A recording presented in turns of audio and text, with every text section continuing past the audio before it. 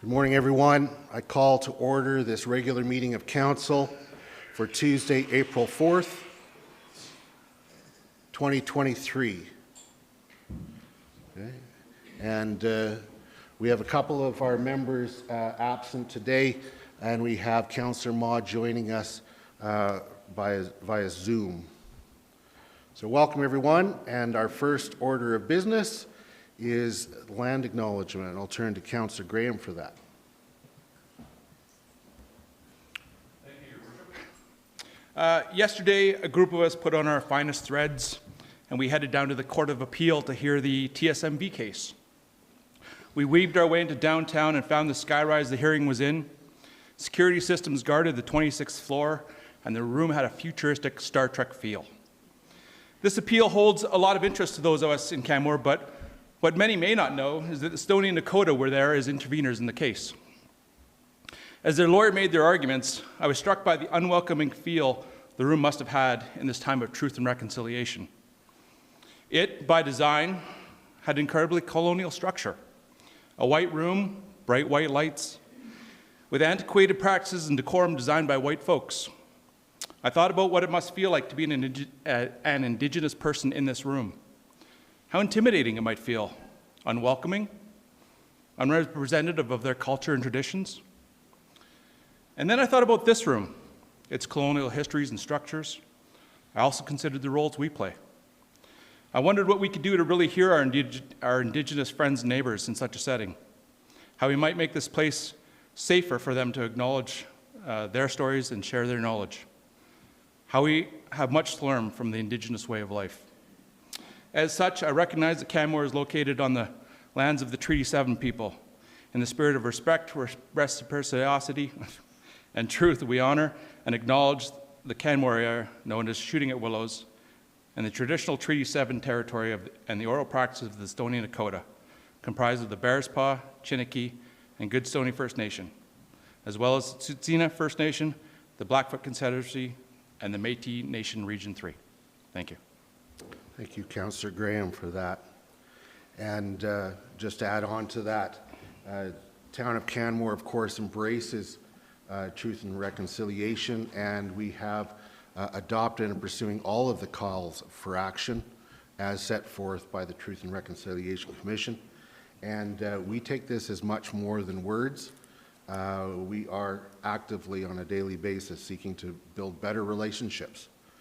And I believe that we are a little ways along that journey now. Now moving to item A2, agenda for the meeting. Are there any changes? Nothing? I will then move that we adopt the agenda for April 4th, 2023, regular meeting of Council as circulated. All those in favor? Carried unanimously. We'll now move to items D1 and 2. So D1 is the minutes of special meeting of Council for Tuesday, February 28th. Are there any errors or omissions?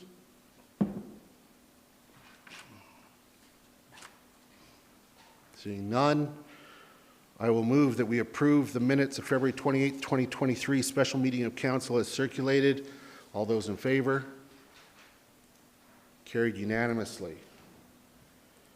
Now with the next one, which is item D2, the March 7th minutes, I will note that under A2, it should say March 7th, not February 7th there. Okay. Are there any other errors or omissions that anyone noticed?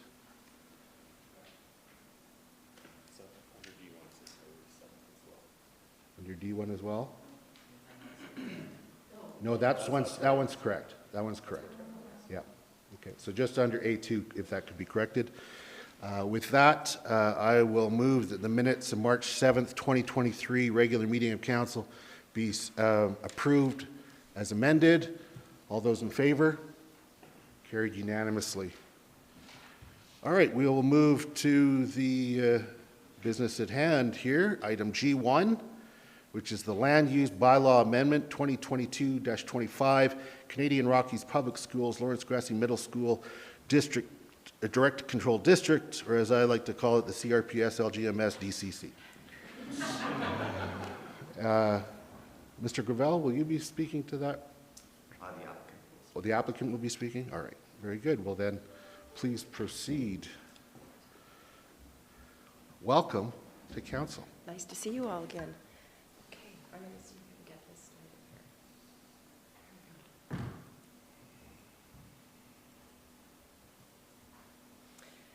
Okay, thank you for today. We're very happy to be here. Good morning, members of council. My name is Laurie Van Royen. My Blackfoot name is Bidagi, which means Eagle Woman. I am the owner's representative for the Canadian Rockies School Division, also known as CRPS, and I am not going to do the acronyms that you just did, because I can't remember. I would also like to acknowledge that we are on the traditional territory of the Blackfoot Confederacy, and that we are on the home of the Stoney Nakoda, the Dene of the Tsuut'ina, and home to the Métis Nation 3. Today I have a planning team with me today, Michelle Willette from McElhaney and Chris Sparrow from MTA. I also have from CRPS, Arlene Ramu, who is our chair of the Board of Trustees, and Brian Callahan, who is the vice chair. So thank you for attending today. Ms. Van Royen, just before you dive into it, I just wanted to note, I think that there's still some chairs out there if anybody wants to find a seat. Or if not, maybe there could be some additional chairs. Okay, I just want to make sure you're comfortable and welcome. So, all right, so sorry about that, Ms. Van Royen. Please proceed. Thank you.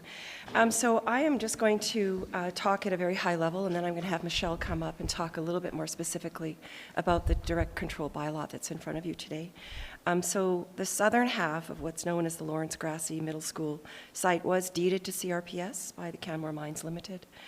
It was deeded for future use to support educational activities, innovation in the Bow Valley Corridor, and the sustainability of the school district. This is a significant legacy for this community. Proceeds from the residential development, the proposed residential development that's before you today, will support the board's desire to nurture student growth and learning through the development of new programs and educational services, and develop a fund that will enhance the quality of education in the Bow Valley. Retaining and attracting teachers and staff, as you know, is critical for the provision of high-quality education and for the sustainability of the education system in Canmore and the Bow Valley. The residential community allows CRPS to provide 20 affordable housing rental units to its teachers and families. It will also provide 20 affordable housing units to Canmore Housing for the use in the Vital Homes program. And in January of this year, CRPS also agreed to provide 5 units at market price for the new residential residency program, which we think is groundbreaking in the country, and we're happy to be able to support some of that. This is a significant contribution to housing in Canmore. It has been a long journey for us. Here before you is a timeline. I'm not going to go through it in detail. But while we have been planning for this development for many years, probably 5, 6, maybe more, the regulatory process started 2 years ago with the submission of an initial land use application. At that point in time, it was determined that an area redevelopment process would need to be followed, and so CRPS re-engaged with the town and created an area redevelopment plan. That ARP was given second and third reading in, I believe, March of 2022. And our land use application was then submitted in July of 2022. While we didn't complete an engagement process for the land use application, because the direct control bylaw before you is very, very similar to the ARP. It was a very detailed ARP, and so it is very consistent with what is in the ARP policy document that was approved by Council in March of 2022. However, the town did collect feedback this past March, and there will be a public hearing in May. And there have been no significant plan changes to the concept plan since the ARP, except for one item which I will show you, which is not material. The issues raised by the community are the same issues that have already been addressed in the ARP. So things of height, density, loss of views, and green space, all of which I think Nathan has dealt with very adequately in his report. So just to remind you, This is the site of where we're speaking. You'll see the southern half, or parcel 2, is where the proposed residential development will go. It consists of 120 units. I've already mentioned the 20 units that will go to Canmore Housing and the 20 that will be employee housing that will be owned by CRPS. I would say that there's a combination of factors that make the CRPS site a prime candidate for land use redesignation and the proposed residential community, including the site is located in a neighborhood where the urban pattern is a laned grid system with built forms that include single-family homes, multi-unit residential, parks and open space, civic and institutional uses. The site aligns with the intent of statutory and non-statutory plans that guide the development of this site and aligns with the town of Canmore's vision for a civic and residential development in the heart of Canmore. Land uses that are adjacent to the site are primarily R4, which we have modeled in our direct control district. The variety of housing form, as I said, consists of historic one-story, single-detached duplexes, triplexes, and fourplexes, all of which is some of the forms that we're proposing in our development. The site is within the town's growth boundary. The site is an infill with an existing underdeveloped area that is not located within a wildlife corridor or a habitat patch. The site allows for the efficient use of infrastructure and services. It's close to retail and restaurant downtown, along the Canmore's commercial Main Street, and it will provide much-needed market housing at a variety of price points for those wishing to live and work in the town of Canmore and surrounding areas. And the total number of those is about 80 units, 5 of which will be for the residential program. I want to talk a little bit about the changes to the plan. So you'll notice that one of the issues that came up from the ARP was where are the community gardens going to be located? And you'll notice that the community gardens have been positioned in this area here, in kind of a much bigger area. One change to the area is this pathway, instead of coming and looping around, is actually straight across, and that was actually at the request of administration, and we think it's actually a good solution for maintenance, and so we've agreed to that. I can tell you that we're really excited to be here at this point in time, and we're pleased to be before you today to ask for first reading on our direct control bylaw for the Lawrence Grassy Middle School redevelopment. I do want to thank members of administration and council for working collaboratively with us through the ARP and the land use process, and for working with us to redevelop our initial concept plan into what I believe we can all be very proud of. It will truly benefit all within the Bow Valley community. The habendum clause has been removed, and we have provincial approval to proceed. And I'm going to just now ask Michelle to come up and talk a little bit more about the actual policy. Great, thank you. Ms. Willett, welcome to council. Thanks, Lori, and thank you, Mayor Krausert and councillors. Just want to talk a little bit more about the policy alignment and what we'll see in the actual regulations for the direct control. So just to review the ARP, the purpose of that ARP is to create a vibrant neighborhood with a variety of housing options and a pedestrian-focused public realm.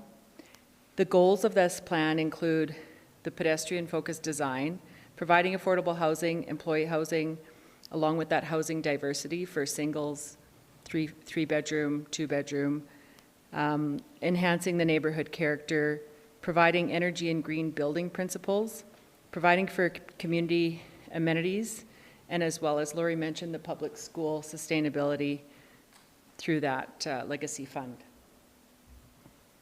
So really, like, the how is the policies provide direction to the implementation of the development.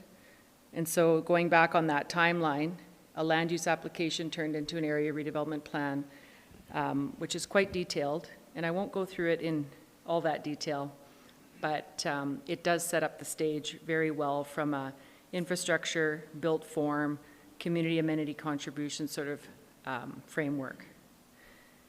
So in that ARP, the policies support location and function for transportation and servicing infrastructure, as I mentioned. There's a population density target and that provision for employee and affordable housing. It establishes the separations, the height, the massing for the built form, protecting view corridors, providing for on-site landscaping, and that variety of housing is provided. Community amenity policies include the relocation of the community garden, providing for Muse roads, as well as public access through the site and public mobility improvements around the site. Public School Sustainability Fund is also supported in that policy. And the focus today is the land use district. So MDP, ARPs, now into the custom land use district, largely based on the R4, which, as Lori mentioned, is the majority of that infill residential use around the site. This provides conceptual plans showing staging and timing of infrastructure improvements before the development permit approval. So before we go in for the first development permit or any subdivision, a staging concept is going to be provided that outlines exactly how and when the various infrastructure improvements will be provided. We'll be providing a public pathway across the north boundary of the site, as Lori mentioned, as well as ensuring that public and emergency accesses are provided through the site. Those are done through either dedications or easements. On the actual development site, I believe the town has us doing easements. The maximum number of dwelling units is capped at 120, as well as those transitional building heights, with the lower buildings at the perimeter in Area A and the higher building in Area B. So the variation of a 3.5-story development down to a 2.5 on the perimeter, just to ensure light and views are protected. Around the site, there are separation spaces through yard setbacks that are 3 meters in the front. That would be consistent with the broader community in South Canmore, as well as 6 meters on the rear and side yards. In the northeast portion of the site, there's a 12-meter setback just to ensure the views and separation space from existing residential development to the east there. 37% of the site will be landscaped, with landscaping according to the base land use bylaw section 11 on urban design guidelines, rainwater recycling, and some of those components that we look for in landscaping in the town of Canmore. There's a regulation involved in the DC to relocate the community garden. Some variances are allowed to vary height and built form only to achieve some green building initiatives and to support the climate action plan. The base, I mentioned that, and all of the parking on site will have EV, electric vehicle capable stalls. So the infrastructure will be easy to install to support electric vehicles. I just wanted to speak a little bit about the climate action plan. I know Town of Canmore is currently evolving this climate action plan. However, the existing one asks us to contribute to a 30% reduction in community and corporate greenhouse gas emissions across 3 sectors: buildings, waste, transportation. The integrated transportation plan also supports this. As we know, the modal shift in Canmore goes to reducing those greenhouse gases.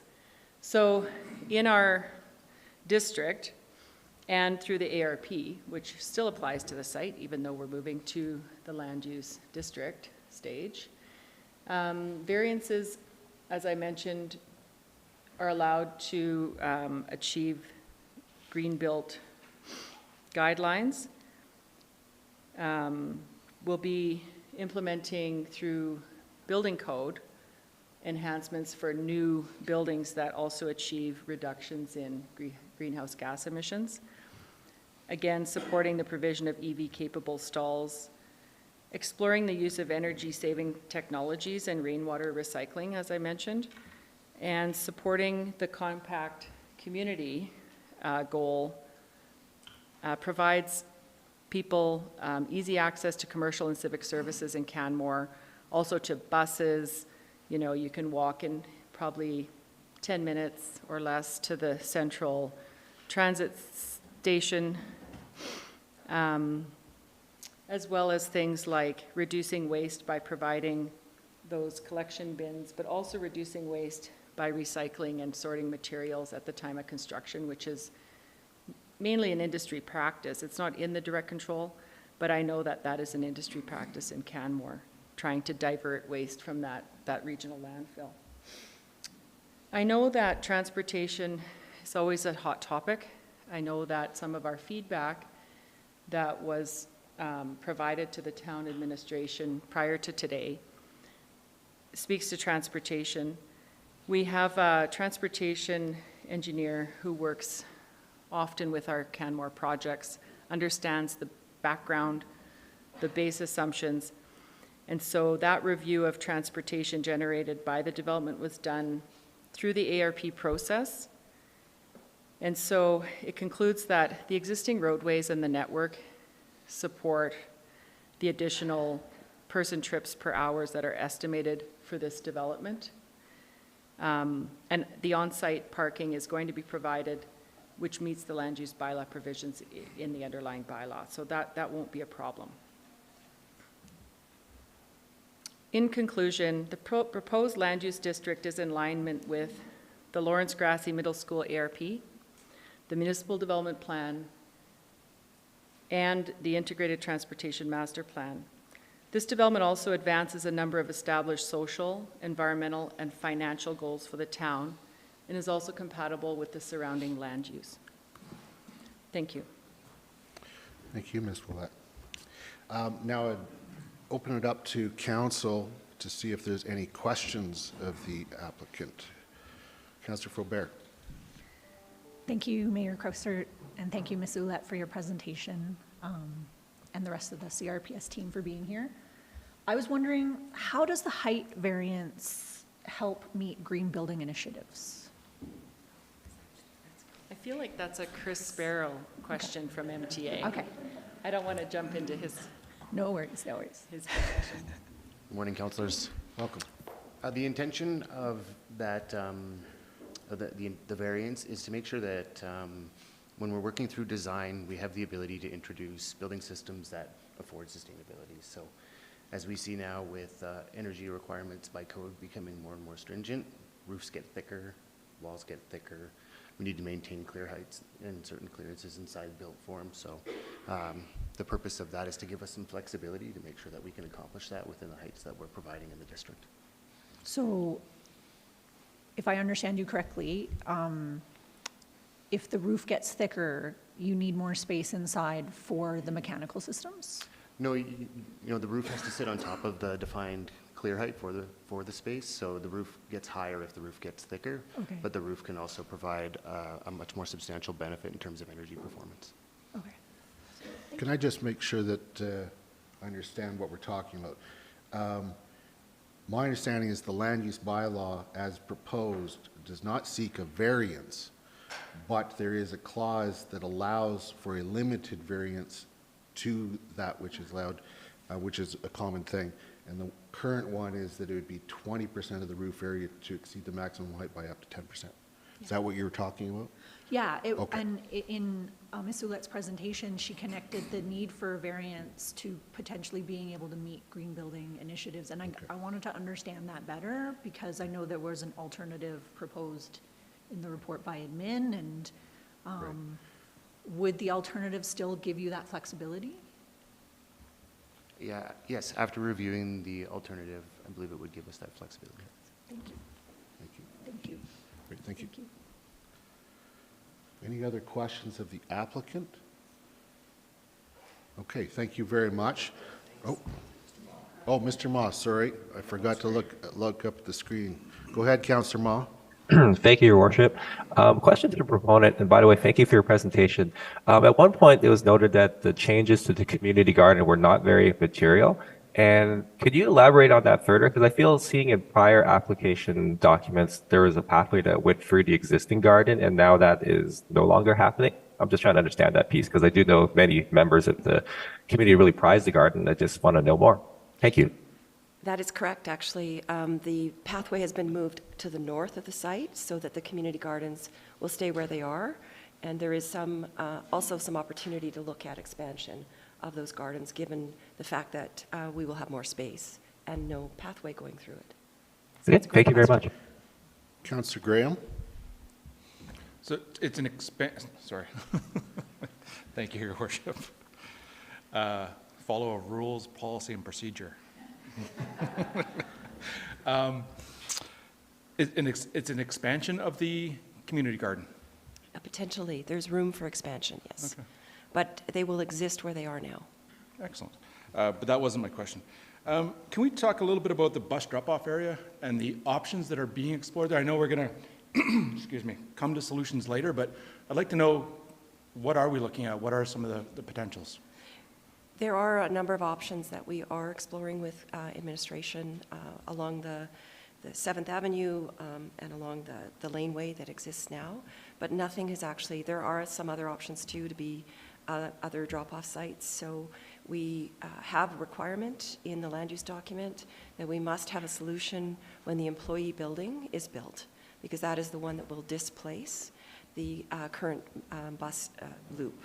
We have to have more robust discussions with administration, because it's not just about drop-off of students with buses, it's about ease of access, accessibility, those sorts of things. And so we haven't yet to have that conversation with the town administration on that.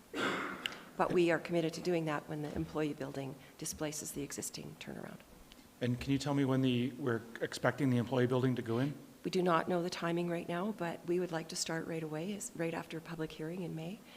So the design would start to happen. We do envision that we may start with the employee building and work south on the site, but we're still working through the phasing program. Okay. Thank you. Thank you. Just double checking before I allow our applicants to sit down.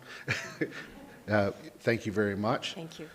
Looking to Mr. Gravel, are you wanting to make a presentation or let your report speak for itself? Because of course it is in our agenda package. So, well, I'm prepared to make a presentation, but Please do. if much of the information's already been covered, I'm happy to just take any questions.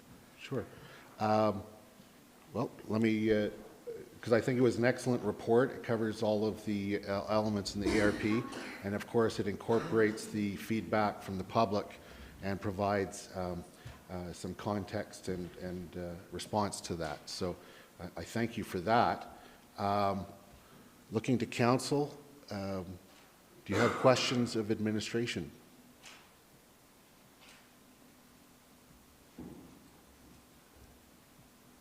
Seeing none. Thank you very much for your report. Thank you. All right. I'll now move that council give first reading to bylaw 2022-25 and schedule a public hearing for May 2nd, 2023. I would like to make an amendment or propose an amendment, and that is the alternative that is proposed by administration. So I would ask for the clerk's office to please endeavor to put that up on the screen for me.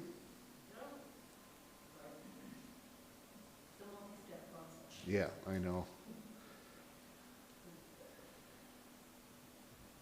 Right, so it's just using the wording that's provided, and basically that council amends section 14.40.5.2 of Schedule B to bylaw 2022-25 to read as follows.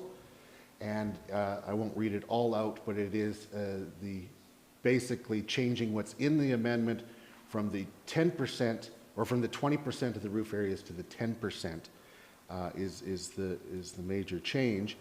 And as we heard from the applicant, that having looked at that, they can definitely make that work. I like the consistency of this as it is applied to other areas that have the similar provision, and that way we're not having to vary when administration is looking to determine what is proper or what is allowed or not. So I would ask your support for this motion, and I'd be looking to see if anybody else would like to speak to this motion. Councillor Faubert. Thank you, Mayor Krausert, for bringing forward this alternative from a bin. I'll support it, and appreciated that the applicants were able to speak to the connection between requiring or asking for a variance to roof height to the needs of green building initiatives. I think that green building initiatives are align with our community values, but restricting or having predictable roof heights is, I believe, an issue that has come up in terms of feedback from the neighborhood as well. So I think that this is a really good compromise and can still achieve those objectives. So thank you. Thank you. Councillor Hillstead?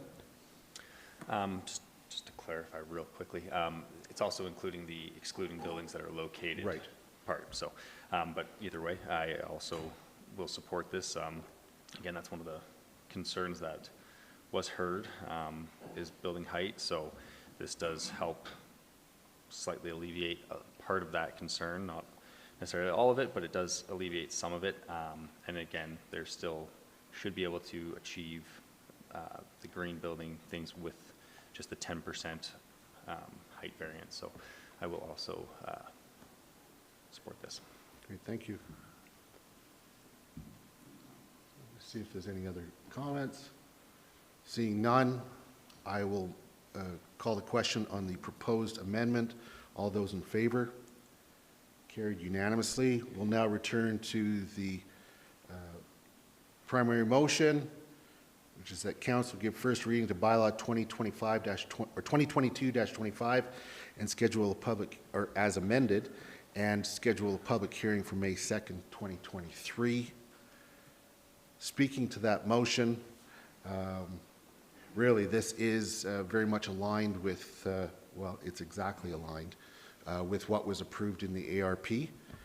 And in that regard, I see no reason why we shouldn't.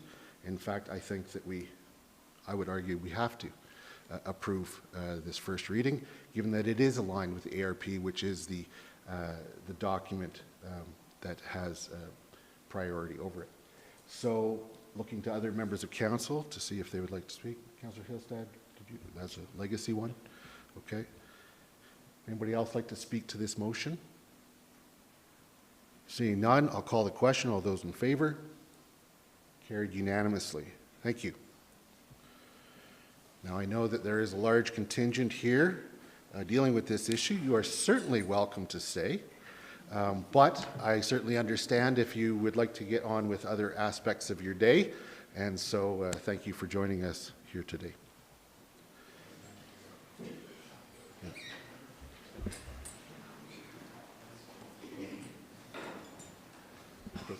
We're going to take a 5-minute recess, okay? Returning at 9:38.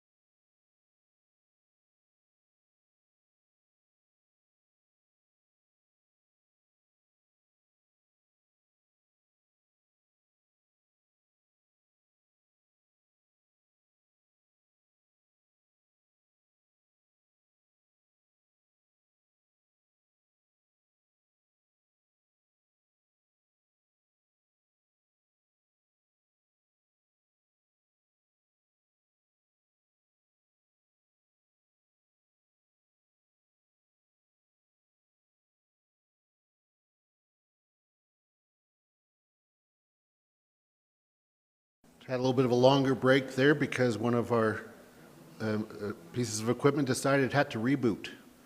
So we are moving to item G2, Supplementary Assessment Bylaw 2023-10. Ms. Biswa, welcome to Thank council. you. Good morning, everyone. Good morning. I'm here today to speak about the Supplementary Assessment Bylaw 2023-10. So supplementary assessments are calculated for properties that have reached completion and/or were granted occupancy during the year. Supplementary assessments allow for fairness and equity among property owners and recognizes that these new properties and its occupants use the town amenities and services just like existing properties. Therefore, funding these amenities and services should be levied on the new properties for a prorated basis. The supplementary assessment reflects the additional assessed value from December 31st of the previous year up to the completion date. The combined supplementary assessment and tax notice will be sent to the property owners, which advises them of the additional assessment amount that has been calculated against their property by October of the year.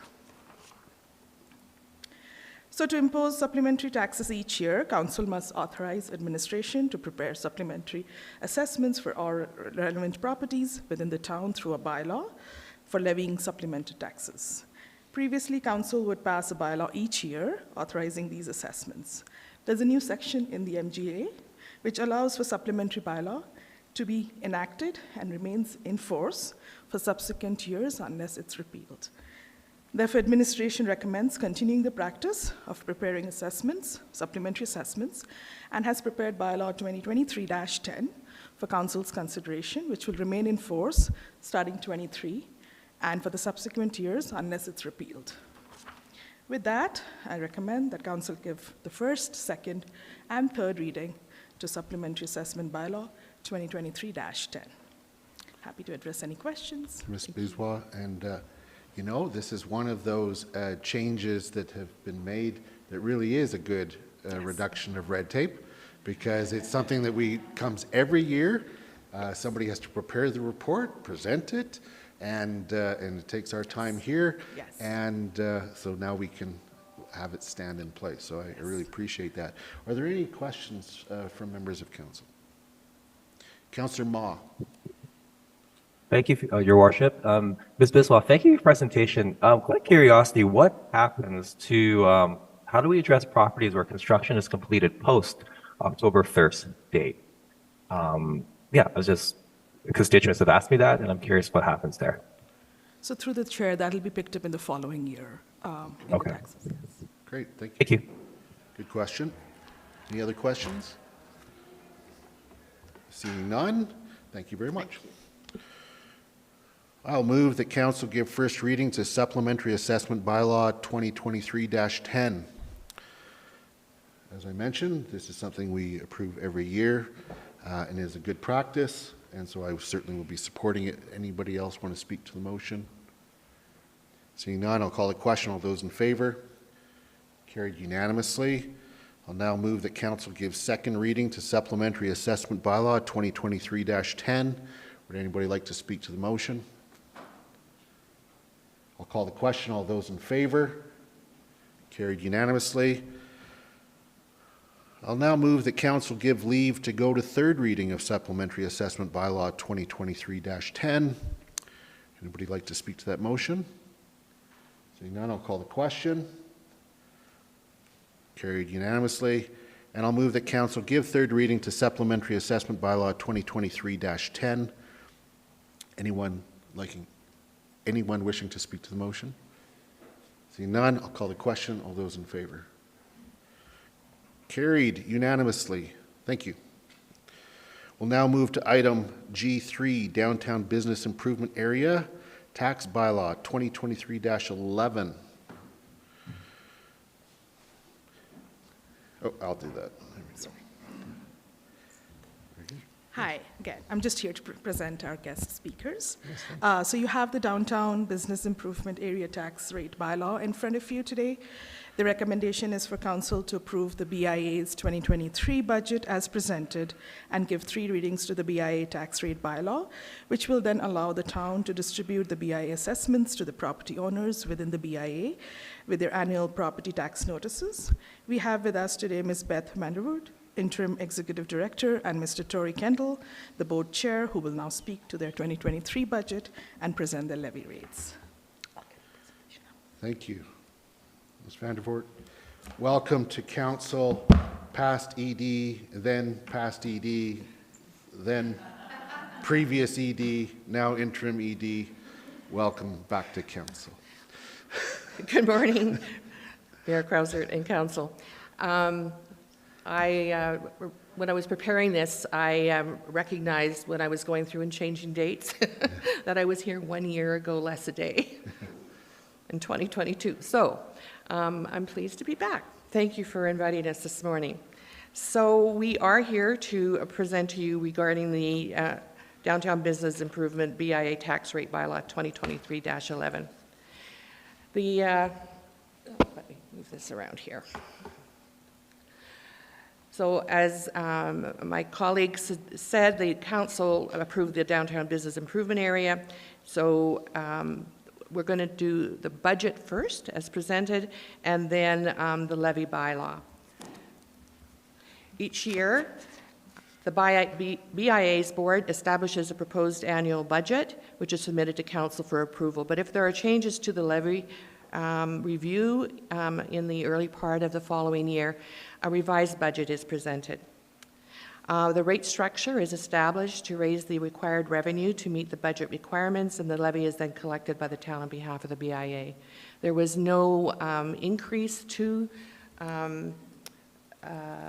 the actual passing or the tax rate for this particular year, and so as a result, the levy, as you can see on Schedule A, is on page 34 of the agenda pack. The levy is adjusted this year to $934 less than the year past. We had a number of new property owners, and whenever that happens, we find that we get adjustments in square footage. And it's because they go in and that's part of their buying the property, et cetera. And so it was over $122,000 last year, and it's been reduced by $934 this year to $121,786. The rate structure has not changed. We increased it by 12% for the start of 2022, and have continued with that rate structure in this particular levy review of 2023. I believe that the revised budget is on page 32 of the agenda package. And so the budget has been adjusted to account for the $934 difference in what is going to be collected.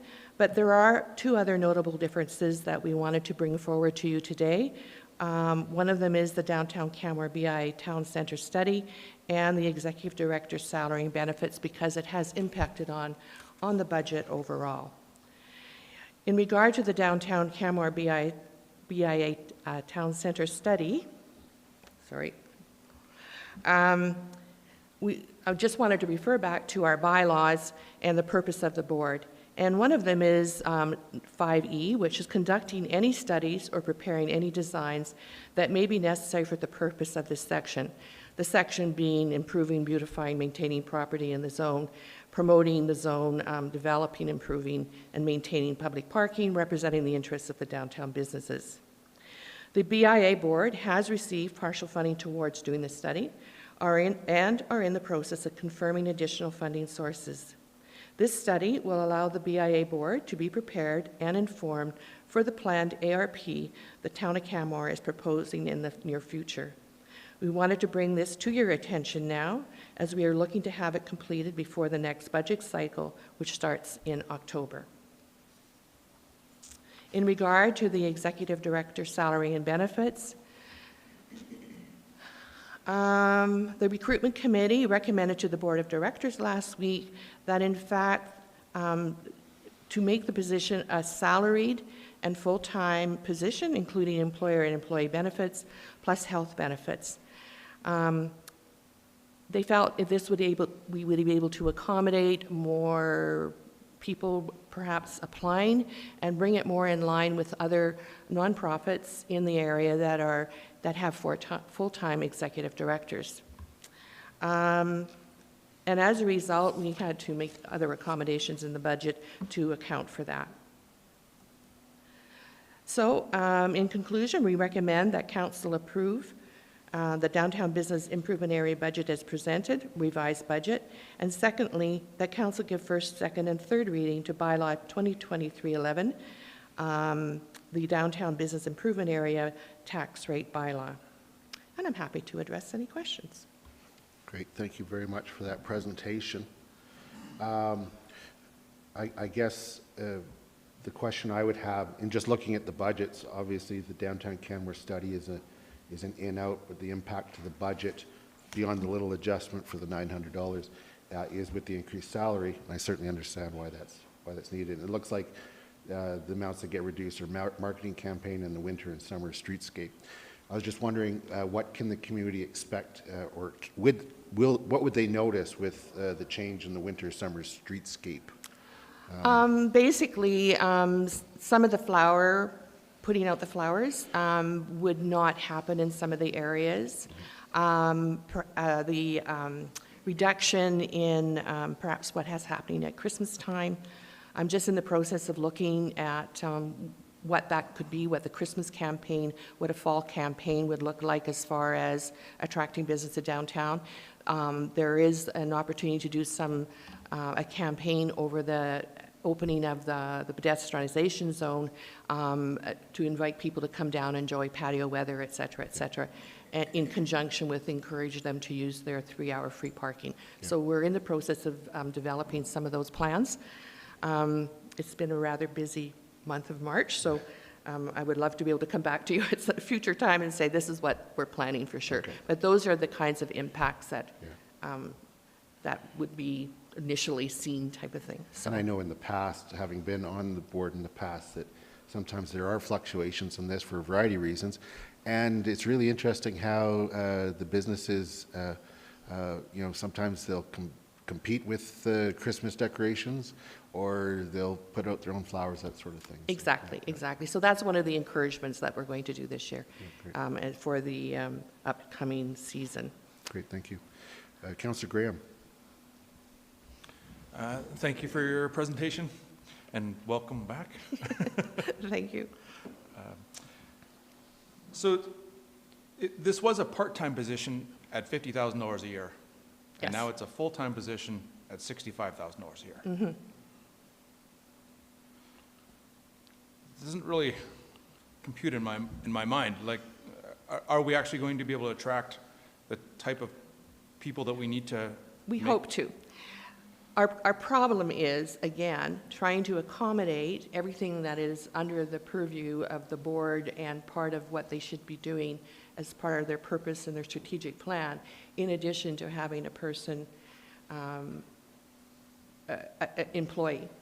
So how much do you take out of everything else to have a full-time employee? And so 65,000 allows them, other BIAs in Alberta actually pay a lot less, some pay a lot more, but we only have a certain amount of levy amount that we can count on per year. So how do you take that and massage it through all the different areas to accommodate marketing of the area, to accommodate any kind of small or event type things that we want to do in the area? I think the board was like, okay, we know that we can accommodate at least that amount, and hopefully we'll be able to attract someone that would be interested in taking on the position. Was there discussion around increasing the levy? Not at that particular meeting. That would be something that you would probably see coming forward in the budget for the fall when the board meets again. There's a couple things in the levy that has been talked about over the last couple of years that they've been trying to sort or figure out how to approach. And one of them is there are more vacation rental properties being built, which are really commercial properties. How do we levy those versus a hotel? So right now, as the rate structure is, it's 2,000 square feet plus is the last amount that we levy at. Should there in fact be something different for some of these types of properties that are coming forward? So I think that that's something that is, hopefully the new director will work with the board and be able to bring something to you for your review in the fall of 2023 in the budget session then. I've had concerns about the effectiveness of the BIA. I've understood that, yes. Over I've the heard. past while. And you know, are they funded well enough to be effective? I guess is my direct question. I think that's one of the reasons why we were so adamant in our approach with paid parking. And I hate to bring up that. It's okay. But one of the reasons why we requested to be part of the recipient of the net revenue was to allow us to do more things for our members in the area. Because the commercial taxes, and I mean, you're a business owner that has a lease right now. So between the commercial taxes and the levy amount and your general operating costs in the building, et cetera, how do we go back to our businesses who are saying to us that a number of them are saying that they're having a hard time making a go of it, and raise the levy again? So our other opportunity was through through a collection of funds like paid parking in the downtown. So that's one of our reasonings as a board many moons ago, as Sean knows, that we worked with the town of Canmore administration at that time to say we feel we will help support that paid parking in the downtown, but we would like to see some funds come back to us in order for us to be able to operate at a higher level. Okay, thank you, Ms. Vanderwerf. Councillor Faubert. Thank you, Mayor Krauser. Thank you, Ms. Vandervert, for your presentation and returning as interim executive director for the BIA. Some of your comments so far today, I think, have linked this budget to your business or strategic plan. And I guess I was just wondering if there, how does this budget support the business plan or strategic priorities of the BIA in 2023?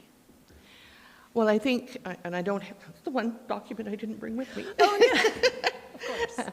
So the board is in the process of looking and trying to work through a new strategic plan. And one of the reasons they would like to do the study is to help them with that process, not just with the ARP, but would help them with understanding what their potential is going forward in the years to come. But in our previous, it was like, part of it is how do we promote our downtown? How do we make it pretty? We have people down the road who have lots of money, and most of our organizations in the town of Canmore don't have that kind of flex to be able to do the wonderful things that other communities may be able to do. So our strategic plan was like stakeholder engagement. How do we, help people understand and be part of moving ourselves forward? And there's about 5 different parts. But I mean, and then how do we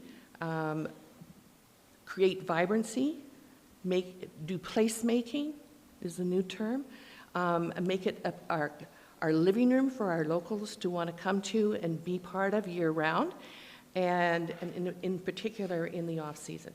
So how do we accommodate all that in our budget? by your hard work. So thank you. So that's kind of a summary of what I can Yeah. remember off the top of my head. Thank you. Thank you.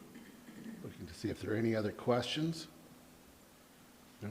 You're without a doubt one of the most knowledgeable interim executive directors that they Thank you. could have, since you bring a lot of experience in the position. Just out of curiosity, is the AGM set for Yes, the it is. 19th? And I apologize, I haven't sent Sue.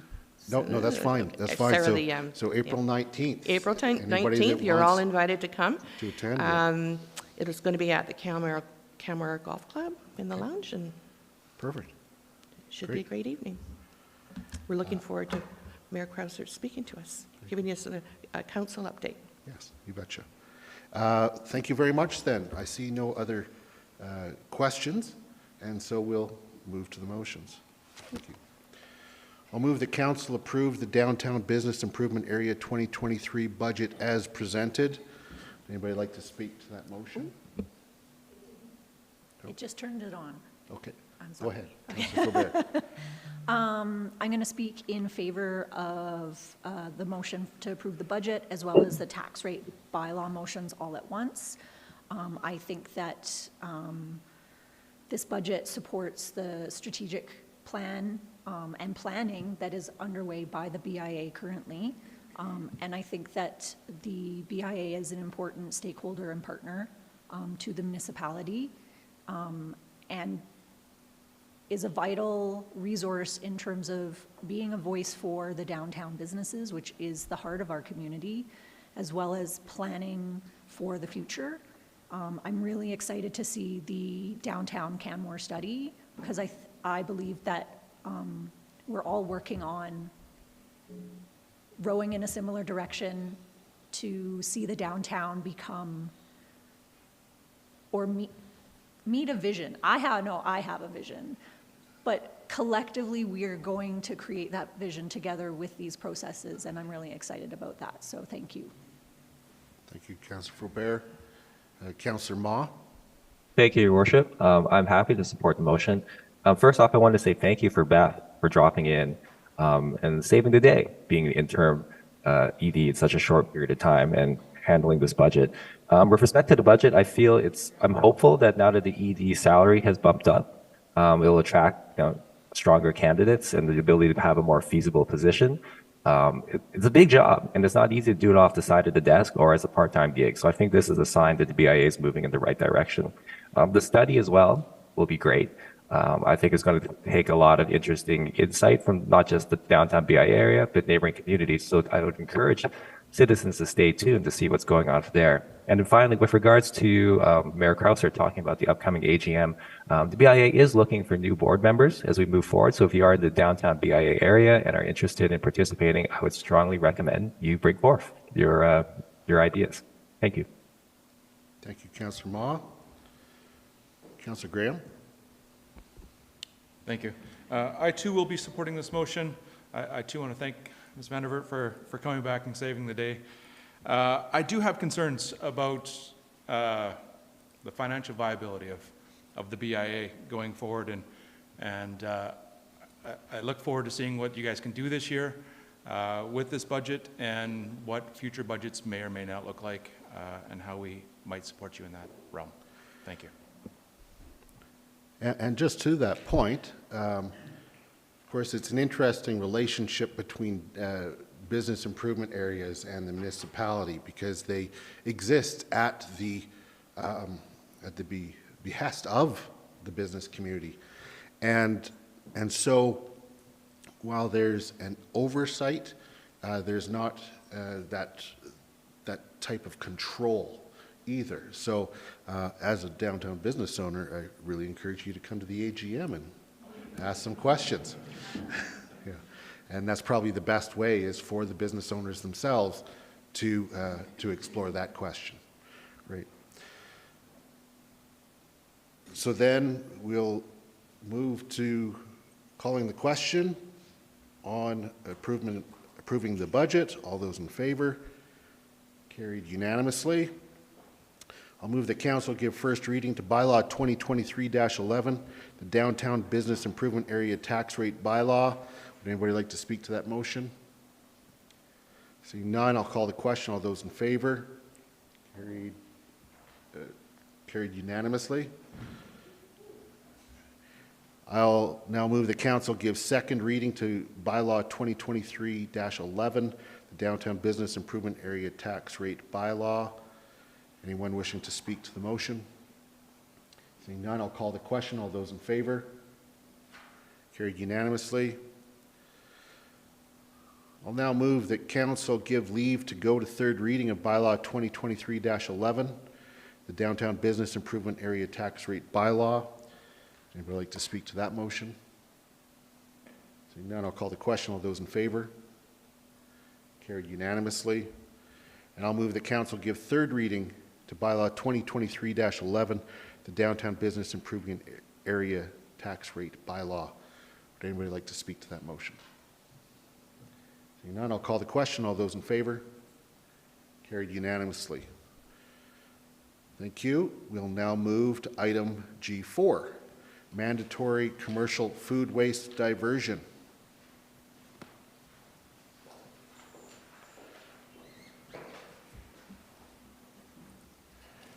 Mr. Robbins, welcome to council. Hello, hello.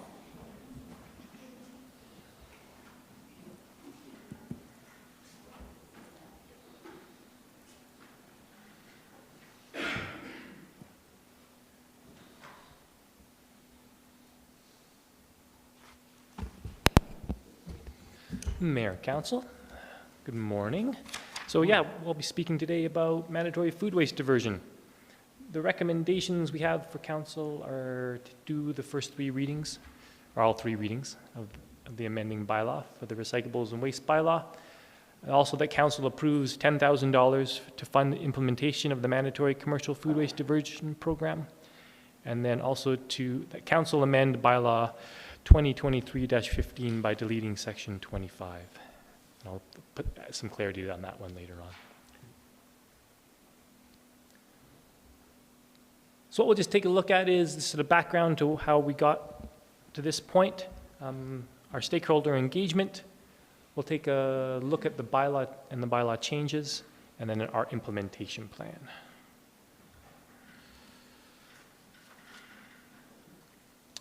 So the background, how we got here. So in 2019 of September, residential food waste collection began. That was followed by commercial food waste service in December 2020. And then in November 2022, Council gave direction to come back with a mandatory food waste diversion program. And this was brought forward because over half of commercial garbage is potentially food waste, and only 30% of relevant businesses are signed up for commercial food waste service at this time.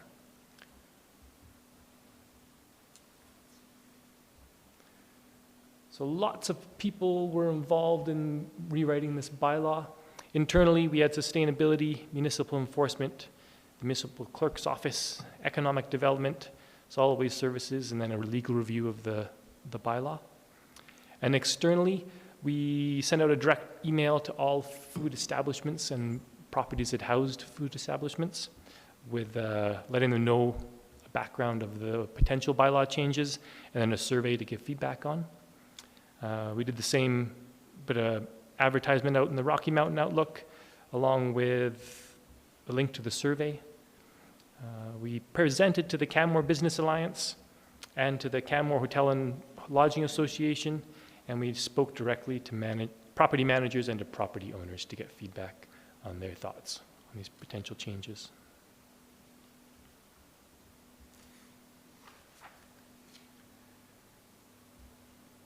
So the bylaw. We'll take some time here just to go through. We're not going to go line by line of the bylaw. We just go over the general parts of it. So the purpose behind the bylaw changes was to make food diversion mandatory for food establishments. So the first two clauses are the main two. So 6.1.1, no person shall dispose of food waste from a food establishment in a container provided for the collection of waste or recyclables. And then 6.2, every owner of a commercial premise where any of the following are produced, it shall provide the separate storage and removal of waste, A, and B, food waste generated by a food establishment. So there's several definitions that support these clauses that are changed. There are some other minor changes to include food waste as part of the whole bylaw. Schedule D has been put in place to give specific food waste items. And then the bylaw also speaks to animal-resistant roll carts, the carts that we use for our commercial service, and how they need to be maintained. So just speaking to that one, I just want to point out to council that 6.2 is just a grammatical correction. Correct. Just getting rid of an extraneous "and" that was at the end of B, although it probably should now be at the end of A. But that's just an editorial thing, so thank you. Correct. Your worship, if I might here. Councillor Graham? And for 6.1.1, is this a double, it reads to me like we're asking people not to throw stuff into waste recyclables.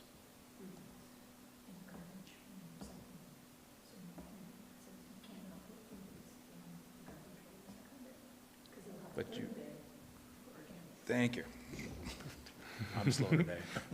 All good. Thank you. Glad we wrote that right. The other main definition is what a food establishment is. And so a food establishment, by this definition, means any place, vehicle, business, or institutional facility that serves, sells, dispenses, vends, prepares, creates, makes, holds, stores, manufactures, packages, or otherwise deals with food, food items, drinks, or meals, regardless of whether consumption is on or off the premise of the place, and regardless of whether there is a fee for the food, food items, drink, or meals. For the purpose of this bylaw, this includes but is not limited to any place where food is provided or served to the public, eating and drinking establishments, which includes but is not limited to restaurants, drive-ins, cafes, coffee shops, bakeries, catering, kitchens, food concessions, food trucks, and any other mobile food restaurant, theater, cafeteria, and rental halls. Commercial accommodations with food services, which include but not necessarily limited to hotels, motels, bed and breakfasts, camps, or other places of nightly accommodation. Retail businesses that sell goods directly to a consumer, including but not limited to grocery stores, butchers, bakeries, gas stations, pharmacies, convenience stores, liquor stores, and cannabis stores. Educational, recreational, and healthcare operations which deal with food, which may include schools, daycare centers, summer camps, senior housing facilities, substance abuse treatment facilities, and hospitals, any place of food or beverage manufacturing, any other facilities providing commercial food services. So this is hoped and a thorough definition to cover anybody that would be producing food. Those are the main changes for the mandatory commercial food waste diversion. So when we opened up this bylaw, we did realize at the time that used cooking oil containers are not mentioned in this bylaw at all. So the containers we're talking about are these lovely bins that line our back alleys. None of them are bear-proof. They're all out in the open. They are a significant wildlife attractant.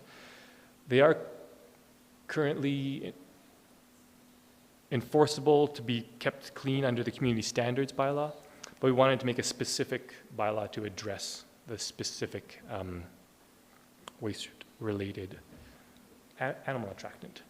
So what the bylaw we're proposing is if an owner of a commercial premise provides for the separate collection of used cooking oil, the owner must locate the container inside an animal-proof enclosure or a used cooking oil enclosure.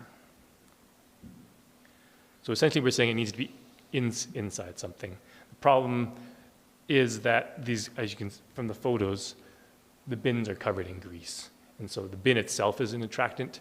And so even if it was latched and closed, we'd have wildlife wanting to lick the outside of these containers.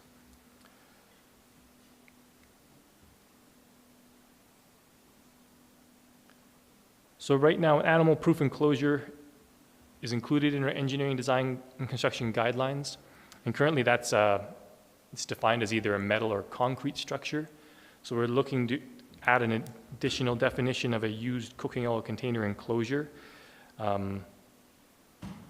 to reduce the burden of constructing this new structure.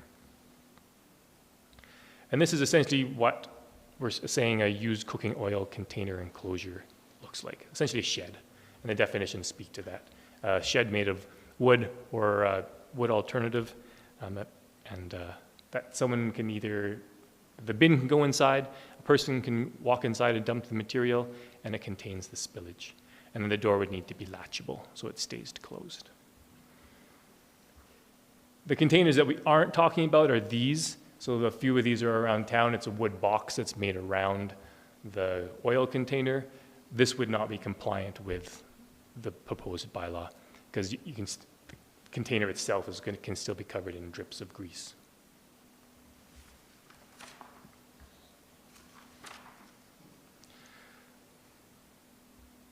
So we did propose an alternative. The alternative would be that we don't make a new definition of a used oil container enclosure, and we require all these containers to be in an animal-proof enclosure.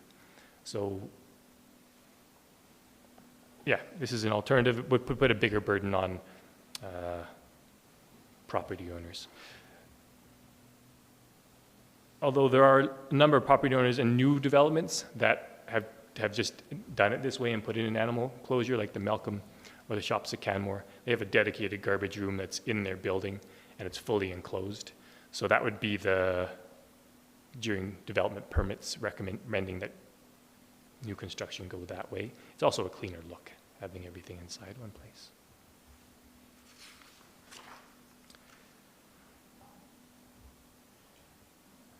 And the other change is adding specific fines regarding food waste and containers in the commercial sector. So we want to address the potential impact of not properly disposing of commercial garbage and food and maintaining secured animal-proof containers, enclosures, and carts. So we're recommending that the first infraction be $1,000, the second offense being $2,500, and the third offense being $10,000. So this completes the overview of the bylaw, and then we'll look at the Just 1 second, please, Councillor Graham. I wonder how we came to these fine amounts. Yeah. Okay. Caitlin, speak to that. Ms. Miller. Hi. With these fine amounts, they're proposed amounts that indicate the severity of the fine, so we had to look at what's reasonable. With the community standards bylaw, we have a fine amount for $250 for wildlife attractants. These ones are higher because they have to do with, they are specifically for commercial animal-proof bins and enclosures. And we wanted to make sure that they both represented the severity of committing the offense and were an adequate deterrent. So having the first offense start at $1,000 indicates the severity of the impact of not having an animal-proof bin or enclosure. It's still a reasonable fine amount given who it may be applied to. And the wildlife attractant fine in the community standards bylaw because it can be applied to residents and private property owners. There's still some leeway there depending on the circumstances as to which bylaw would apply, but this would be very specific for animal-resistant carts, animal-proof enclosures at commercial businesses. I'm wondering as well, where would these fines go in the end? General revenue? General revenue. General revenue? And what is the cost to build an enclosure, roughly? Probably $8,000 most. Okay, thank you.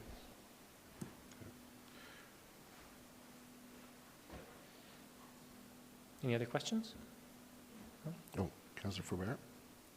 I wasn't sure if we were waiting till the end. We can wait till the end as well. We can wait to the Yep. end if, yep, Yep. sure. Okay, I'll wait till the end. Okay. Because you might answer. All right, perfect. I'll try to. So we'll look at our implementation plan. So for the food waste, it is quite simple. There's already a service available that people can sign up for. So once the this was passed, we would send out an email to all the relevant establishments and let them know that this bylaw is in effect. We are looking to give a 6 months grace period over the busy summer for businesses. The summertime is really busy here. And so we want to give businesses a time to plan, prepare, and then subscribe to some sort of diversion food waste program. They're not required to take part in the towns, they just need to take part in some kind of food waste diversion program. And then what that would look like is in October, we'd look to hire a contracted service to actually go to each establishment that isn't signed up and work with them to find a way to either get on our service or find an alternative. If that wasn't successful, then it would move on to municipal enforcement, and there would be fines for not diverting food waste. And that's what the $10,000 ask for, is to support that contracted service.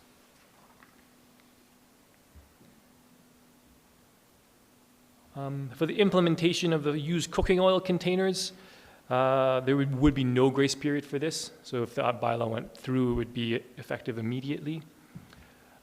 Used cooking oil containers are going to be inventoried this April, along with all the recycling and waste containers. And so we are going to inventory all the containers and mark which ones are non-compliant.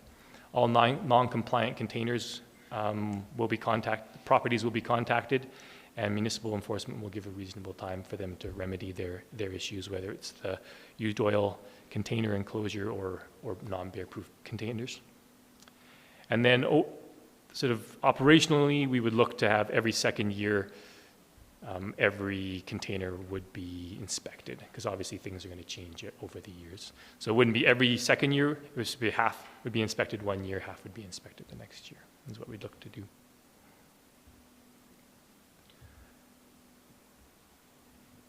So the recommendations are to give the 3 readings to the disposable amendment, the recyclables and waste disposal amendment bylaw, and to approve the $10,000 for implementation, and that council amend the bylaw 2023-15 by deleting section 25. And did you want any clarity on number 6, what that deletion is for? Yes, please. Ms. Hyde? Yeah.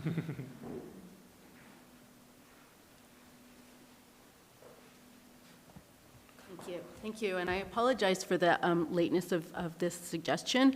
The clerk's office has been working on a long-term project to change the formatting of our bylaws to align with provincial standards so that we have a standard to follow.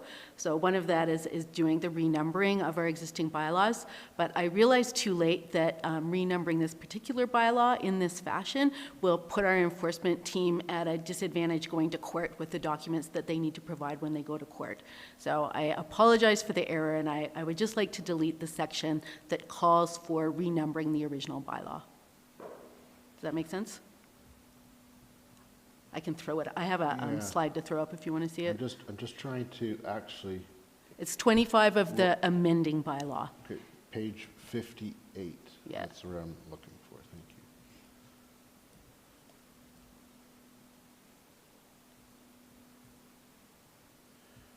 I do have one question about, I think this would come as an amendment when I call first After reading. first reading, yeah. Okay.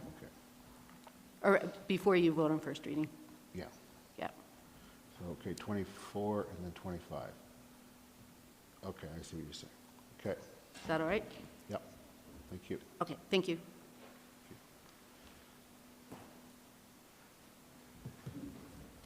Right. Are there any other, Councillor Faubert. Yes.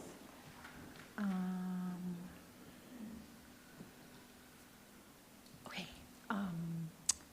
Thank you, Mr. Robbins, for your presentation and the work going into this. I believe that this aligns with our strategic priorities and values as a community and as an environmental leader. I'm wondering about the public or the process to engage, would we call it public engagement or feedback from businesses that might be affected? I didn't see a summary of what you heard. But I was wondering if you could tell me a bit more about the response you received from businesses, whether they're supportive or... Yeah, for food waste diversion, our survey we sent out 167 direct emails and then the ad in the paper, and we got one answer.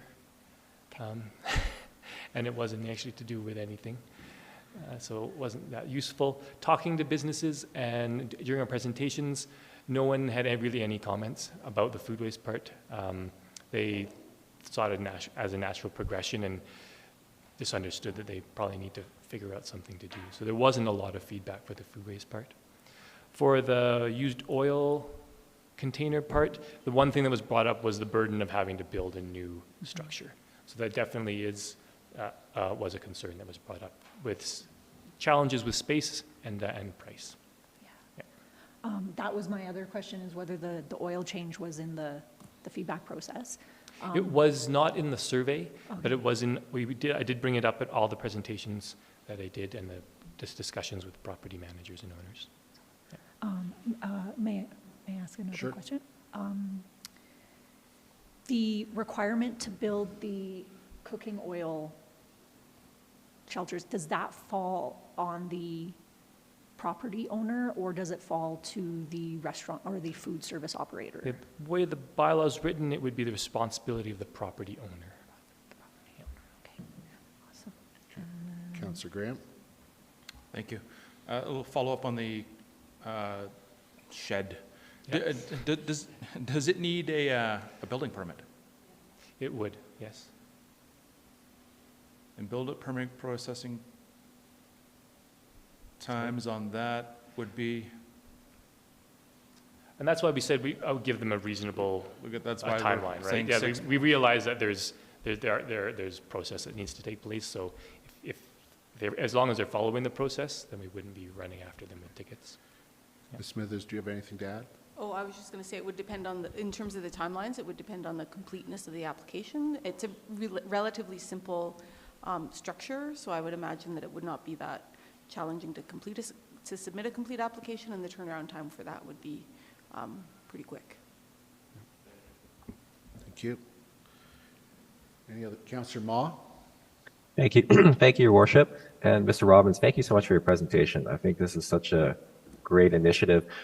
With regards to cooking oil, will that over time be something that the town is not looking at doing collection for cooking oil? We're just doing like the solid food waste, correct? Correct, yes. Okay. And are there any communities that eventually take on the cooking oil side as well too, just for consistency, or no? No, because it's a totally separate product, and for the most part, I don't think businesses actually pay to have it disposed of. The collectors want the material, and so the collector is the actual processor, and they're actually looking for material to use. Okay, great. Thank you, sir. Thank you. Good question. Any other questions? Seeing none, thank you very much, Mr. Robbins. All right, so I will then move the council give first reading to Recyclables and Waste Disposable Amendment 2023-15 Food Waste. And I will move an amendment that council amend bylaw 2023-15 by deleting section 25. We heard the reasons that Ms. Hyde shared. Anybody like to speak to that amending motion? Seeing none, I'll call the question. All those in favor? Thank you. Carried unanimously. We'll now return to the main motion as amended. Speaking to this bylaw, I think that this is a very important initiative. It not only supports our climate change objectives and our human-wildlife coexistence objectives, it also goes to our reputation as a community. We have been leaders and continue to be leaders with respect to human-wildlife coexistence. That said, we had an unfortunate attraction last year that resulted in the euthanization of a family of bears. This really we need to take whatever steps we need to in order to prevent such things from happening. Not only is it obviously bad for the family of bears and our community, mourns any such losses, but it also goes to our reputation. We are in a very visible playing field, and this is an area where people should appreciate the efforts that we are taking to protect the wildlife and coexist with them. To that end, I think that the fines are appropriate. Earlier, myself and others have spoken to the importance of higher fines. What is a bear's life worth? And in that context, it's just great if everybody just complies. I would be very happy if we don't hand out a single one of these fines because everybody's in compliance. But for those who choose to continue to be an attractant and therefore jeopardize the safety of not only the bears but our community that are attracted within our neighborhoods, then there is a cost to that. And so I very much support these changes. They're going to result in the diversion of a substantial amount of food waste that is going to greatly reduce the amount of methane that's produced, and in doing so, reduce the attractiveness of such to wildlife in the area. Councillor Faubert. Thank you, Mayor Crozer. I will be voting in support of the amendment to this bylaw. I think that this is really important work and a natural progression of what we've been doing as a municipality and as a community already. We are well on our way in terms of residential organic diversion, and we have put in place the circumstances for commercial diversion, but I think that by making it mandatory, we are setting a standard and sending a clear message to property owners and business operators that we need to be environmental leaders and leaders in terms of wildlife conflict management, and this achieves both of those objectives for me. I think that we have been really great at going out and engaging in the business community on this conversation.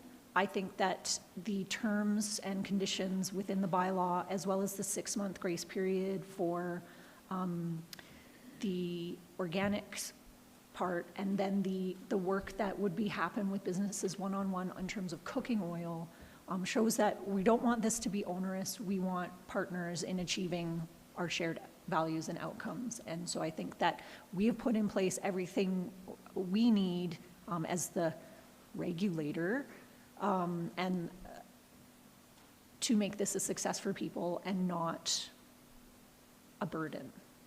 So I want to thank all of the departments involved. I think it really speaks to the interdepartmental collaboration that we're so good at, that we have got all these aspects have been considered and planned for in the implementation. So thank you.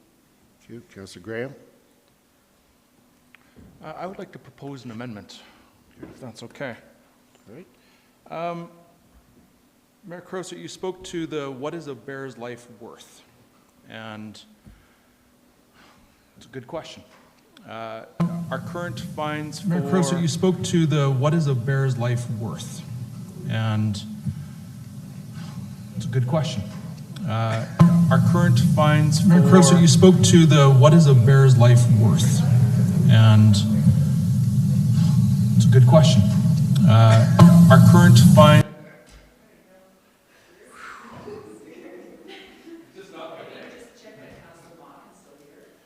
Councillor Mock, can you still hear? All I heard was this feedback loop of Yeah. Councillor Graham going, "What is the life of a bear worth?" Over and over. And, It's going to be a which new- it's worth a lot, but I was just trying to understand what's going on. Thank you. It's going to be a video that's produced. It's a meme. Councillor Graham, sorry about Yes, that. thank you. Please proceed. Our current fines for a person making this offense is $250, which I feel is grossly inadequate. I would like to propose that the starting fine is actually $2,000. The second offense is $5,000, and the third offense $10,000, as is already in the bylaw, with the fines going to WildSmart to fund the WildSmart program. I too am hoping we collect absolutely nothing on this. However, I feel that a more significant fine is appropriate for the life of a family of bears, which we saw removed from the landscape this last summer. I look forward to your comments and appreciate your support. If I could, I think you're trying to get that back up on the screen? Yeah, okay, thank you.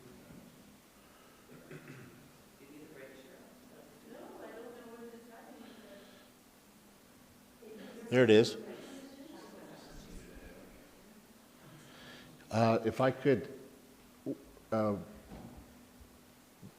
wondering about a friendly amendment, just so that we're clear, because Schedule C says that unless otherwise specified, they start at $250, and I wouldn't want this to be absolutely every fine. We're really wanting to target those specified fines that are the contravention. So if to amend the bylaw with specified, are you fine with inserting specified fines? Yes. Or with the specified fines? Yes, thank you. Starting at, okay. Except for, and if you're okay with this, specifies fines, comma,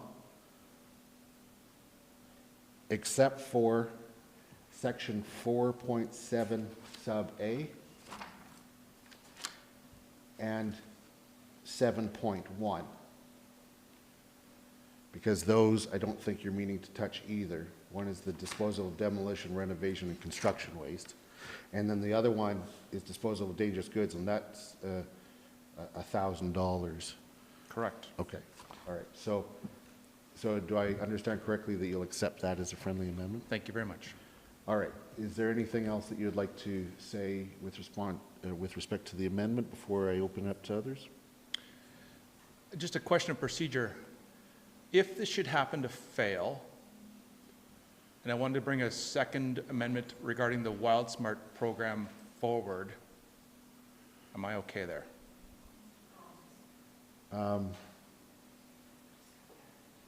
I think then perhaps these should be separated into out. two amendments.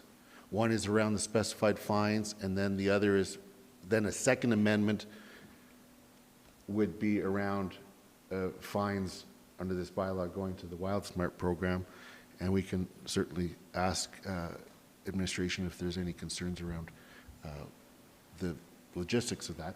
But I think that that's the way that we should go forward. I think so. so, Let's too. yeah.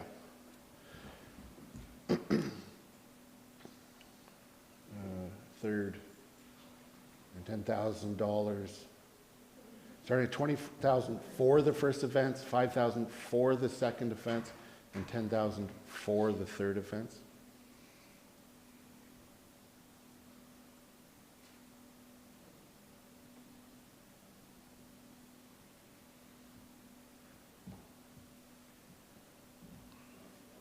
Yeah, and let's throw offense at, yeah, let's get really offensive here. That was a joke. That was off the record. That wasn't to be quoted. I appreciate all these friendly amendments. Okay, so now we have an amending motion on the table to amend the bylaw with the specified fines, except for section 40.7A and 7.1, starting at $2,000 for the first offense, $5,000 for the second, $10,000 for the third offense. Looking to Councillor Faubert. Yes, just some follow-up questions. Yeah. If I were to understand this correctly,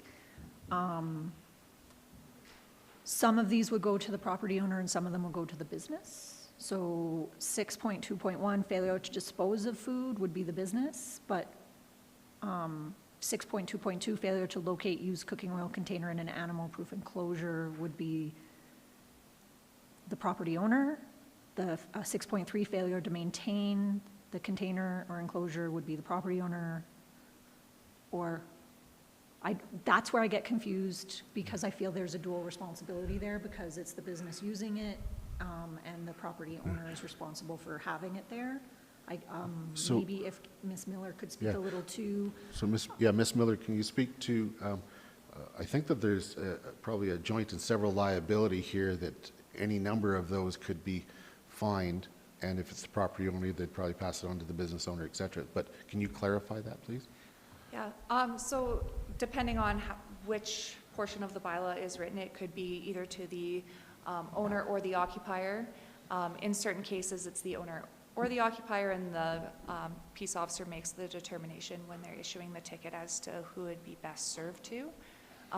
If it's served to the owner, in the past, the owner has passed along the fine amount to the occupier. So it leaves it up to them to determine how they share that responsibility. and then you spoke earlier to where the proposed penalties came from, and you mentioned the community standards bylaw, and then can you refresh my memory, because I clearly have forgotten what you've said. Yeah, no problem. So there's a difference between the wildlife attractant fine penalty and the community standards bylaw. It's $250, and that can go to any resident. It could go to a business that has wildlife attractants out. There's still that flexibility that if it is a wildlife attractant, that the community standards bylaw be used. If it is specific to the cart, and the animal-proof or animal-resistant cart not being maintained, not being used appropriately, then this bylaw would be the one that is used. So in investigations in the past, we've had to go to this bylaw because there was no proof of a wildlife attractant being present. So it's not always just about the wildlife attractant being there, it's the potential of it being there. And we can very clearly see the proof of a bin not being secured without knowing what's inside the bin always. So if we are not the ones responding and pictures are taken, but if it's the RCMP responding to a complaint, for example, or a conservation officer, and they don't detail that they witnessed animal or wildlife attractant in the bin, then we would always go to the recyclables and waste bylaw. So there's some nuance there between the two. I don't think we should merge the two, but the wildlife attractant has a bit of a broader scope. This is very specific to commercial entities. And does that scale up on second and third offense as well in the community standards bylaw? I would have to double check. Okay. A question for Councillor Graham.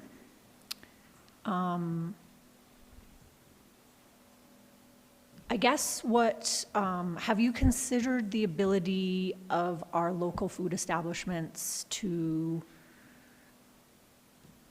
be able to cover off, and I'm just focused on the 2,000 for the first offense. For me, in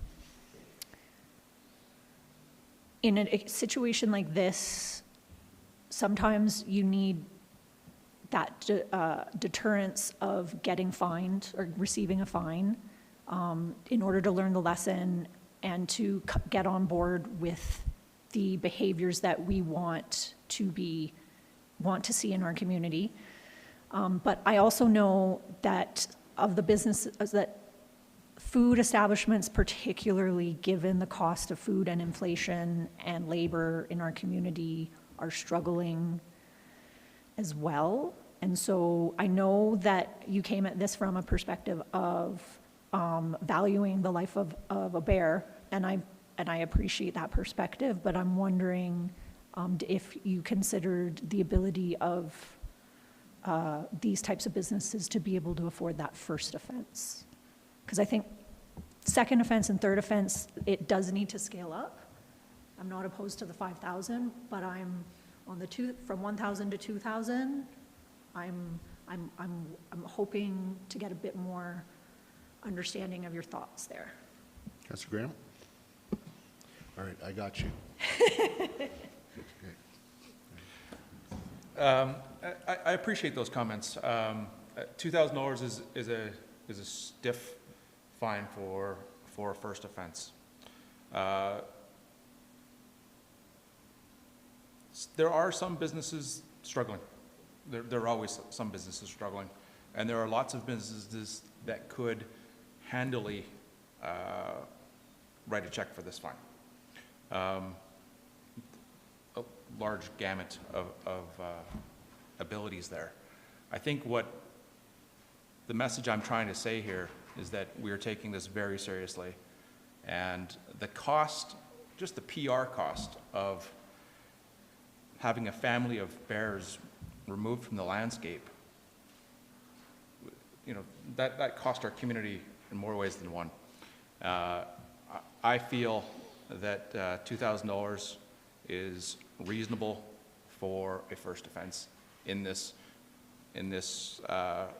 particular instance. We've been educating for years in this regard, and I think it's time that we took it very, very seriously, and this is my proposal. So I actually just want to test what council wants to think on this. I was actually of similar thinking as Councillor Faubert, so I'm going to propose an amendment to the amendment that the $2,000 be changed to $1,000 for the first offense. I appreciate the sentiment being put forward. I do agree with Councillor Faubert's comments around, you know, I think actually $1,000 is a good first offense without being too punitive in the circumstances. And I think that it still can act as a deterrent. So I would support this amendment. That's why I'm putting it forward. But let's see what council says, and it's either going to accept that or not. Would anybody like to speak to the amendment to the amendment? Councillor Faubert? I'll support it. I think that it captures what we're trying to do, and $1,000 to start does send a message. But I think it's the second time where it that I'm liking what you're doing with the second one in particular, and I think that sends the biggest message. So thank you, Mayor Crosert, for that. So just to be clear, it's not on the screen, but just to be clear, the amendment is to change 2,000 to 1,000. Councillor Hillstad? I would support the amendment to the amendment. That was where my mind was at as well. I think 2,000 might be a little much for the first offense. Again, I agree. The second offense going up to 5,000, I have no problem with that, because again, you should learn after the first one. So I would support the first, or the amendment to the amendment. Okay, thank you. Councillor Ma? Thank you, Your Worship. This is actually a question for Councillor Graham to kind of help inform where I stand on the amendment of the amendment.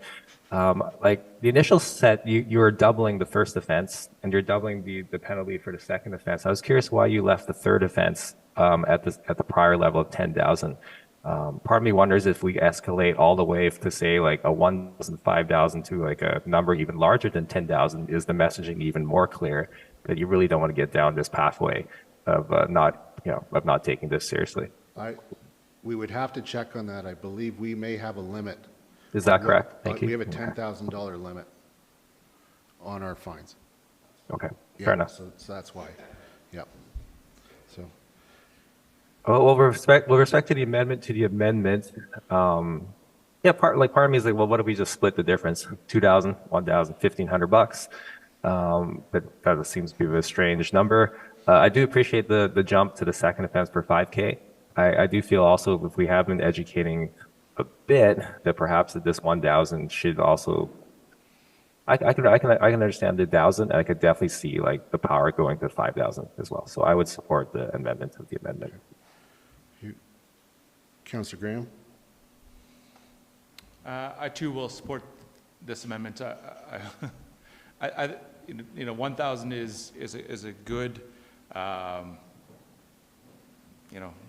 get it together, and 5,000 for the second one is that you should learn from your mistakes. And if 10,000 could be increased, I would have been happy to do that. But I will appreciate this amendment. Thank you. Thank you. All right, so I will call the question on the amendment to the amendment. All those in favor of striking out 2,000 and substituting 1,000? Carried unanimously, and now we're back to the first amendment as amended. Would anybody else like to speak to that amendment? Seeing none, I'll call the question on the amending motion. All those in favor? Carried unanimously.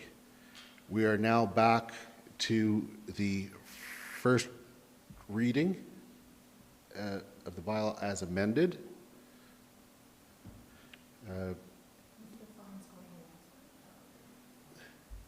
Oh, that's right. So, Councillor Graham, you have another amendment you'd like to propose?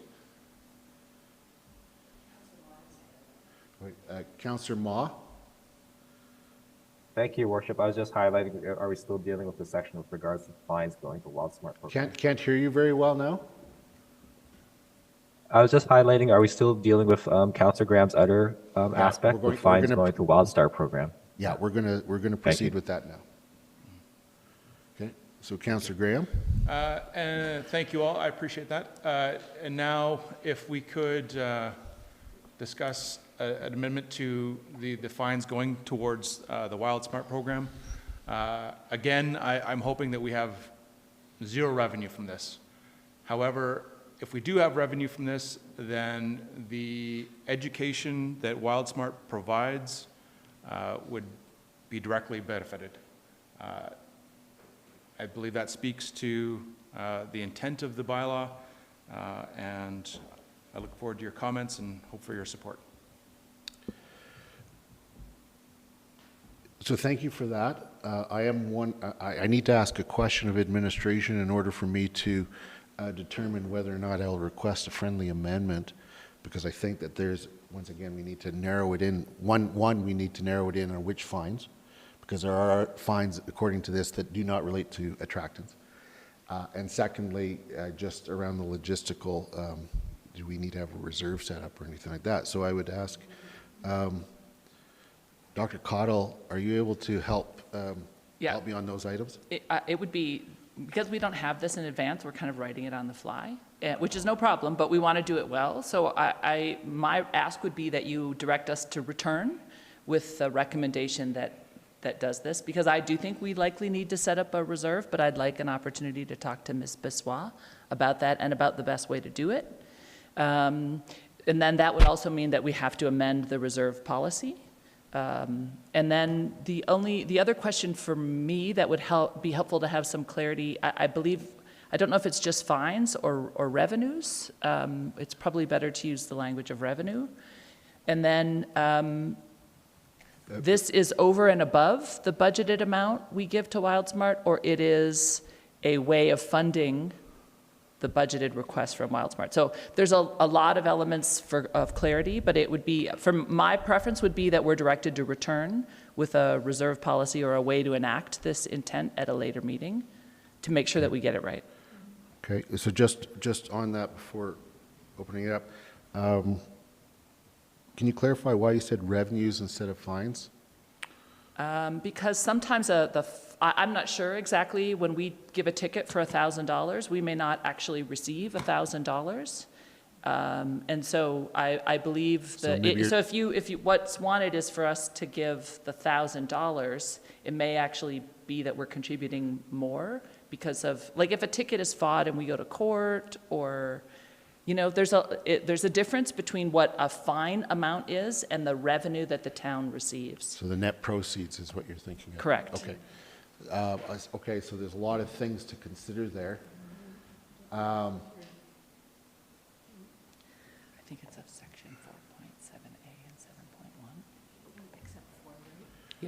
Okay, so I see a potential amendment being worked up here that I'm wondering, would you accept it as a friendly amendment? Because I think it gets to where you're going, and it allows us to make sure that we are connecting all the pieces.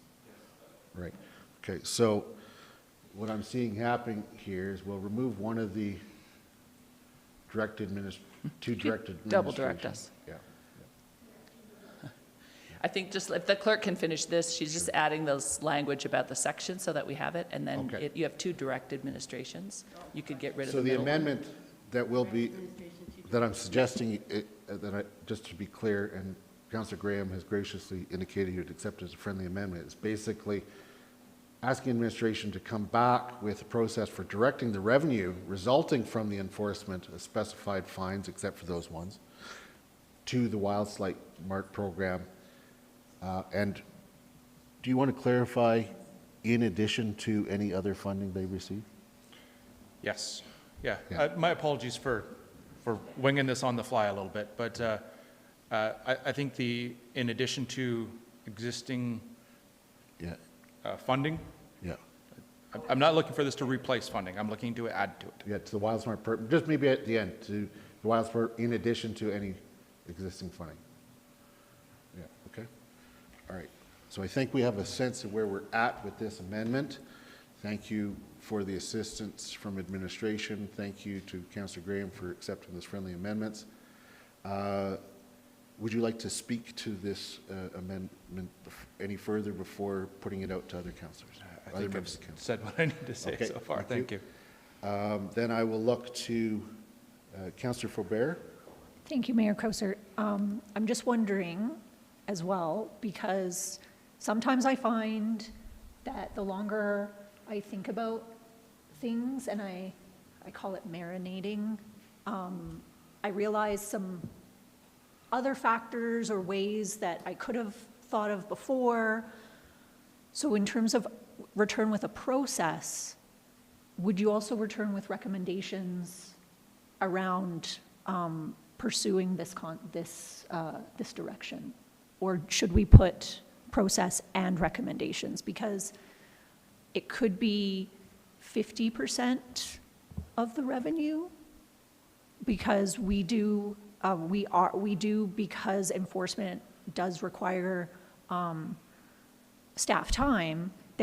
I think there should be some cost recovery considered in terms of what we do with the revenue from these fines. And so I think that what we're doing here is asking administration to return and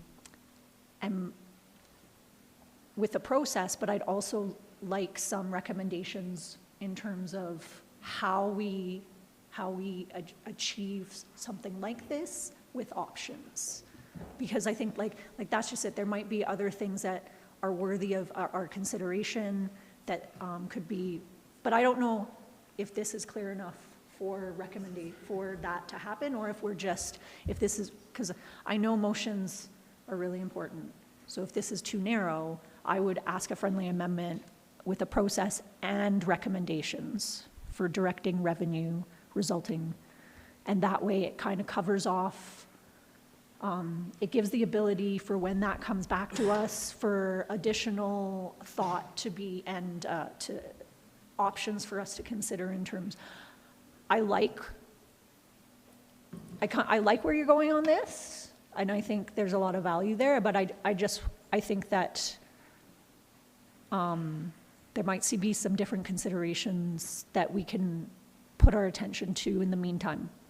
So, Councillor Graham, are you open to a friendlier amendment, adding the words after a process and recommendations? Yes. Okay, so the process and recommendations. And Councillor Faubert, that satisfies your concern there? Yes, thank you. Okay. Sorry to ramble. Yep, thank you. Councillor Hillstad. So just clarification from Councillor Graham, or maybe more of a question. Would it be more preferable to, what are you trying to get here? Are you trying to get WildSmart to have more funding? Because if that's the case, again, there might be zero funds from this, so then WildSmart doesn't benefit at all. So is the real question, are you just actually looking to increase WildSmart's funding into the future, in which case, we would look at that at budget time, with, potentially increasing what we, as a town, provides to WildSmart, which Jeff's mic's not, oh, sorry, Councillor. this could, potentially, not be required, because this is not a guaranteed revenue source, because we don't know what's going to happen. We're hoping that nothing will ever come of this. So then this just becomes a moot point, because if there's no fines, there's no extra funding. So if your actual goal is to get more funding to WildSmart, then I feel like there's better ways to do it. So that's just where I'm stuck at right now, because again, if that's more where you're looking, then I don't feel like this is the best way forward, in my opinion, but just trying to figure out what you want. Councillor Graham. Thank you, Councillor Hillstead. I'm having a tough day on the mic here today. No, it's not my intent at this point in time to increase funding to WildSmart. I do have challenges with fines just going to general revenue. I like to see them go to places that they have impact and effect. And I think that this would result in that effect. And I would like to say I appreciate that, because this isn't about increasing the revenue for the town. This is about putting something in place that hopefully, A, changes behavior, and if it doesn't change behavior, then it goes to fund a program that helps change behavior. Exactly. So I appreciate that. Okay. I'm just checking. Councillor Maud, did you have your hand up and I missed it? No? Okay. I will support this motion for the reasons stated. I believe that it's a nice addition, and it really does show that those increased fines are not about trying to make some sort of a revenue grab. This is about the safety of our community and coexisting with wildlife. Would anybody else like to speak to the motion? Councillor Graham, anything to close on this amendment? No. I thank you all for your support and your comments, and look forward to the vote. Okay, so I will then call the question on this proposed amendment. All those in favor? Carried unanimously. Does anybody else have an amendment that they'd like to put forward? Seeing none, going back to the first reading, and I will say it again, that the motion now on the table is that council give first reading to the Recyclables and Waste Disposable Amendment 2023-15 Food Waste, I guess it should say bylaw, as amended. Would anybody else like to speak to the motion? I will call the question. All those in favor? Carried unanimously. I'll move that council give second reading to the Recyclables and Waste Disposable Amendment 2023-15 Food Waste Bylaw. Any discussion on that motion? I'll call the question. All those in favor? Carried unanimously. I'll move that council give leave to go to third reading of Recyclables Waste Disposal Amendment 2023-15 Food Waste Bylaw. Any discussion on that motion? Seeing none, I'll call the question. All those in favor? Carried unanimously. I'll now move that council give third reading of the Recyclables and Waste Disposable Amendment 2023-15 Food Waste Bylaw. Any discussion on that motion? Seeing none, I'll call the question. All those in favor? Carried unanimously. And now I'll move that council approve $10,000 to fund implementation of the mandatory commercial food waste diversion program to be funded from the Solid Waste Services Reserve. Just speaking to the motion, I appreciate that there's a process in place to assist with the transition, to make sure that there's education and somebody who's actually assigned to helping move this forward in an orderly manner. Anybody else like to speak to the motion? Seeing none, I'll call the question. All those in favor? Carried unanimously. Okay, we're going to take a meeting break. It's 11:07 right now. Let's return at 11:20. 11:20. Yeah, those were good.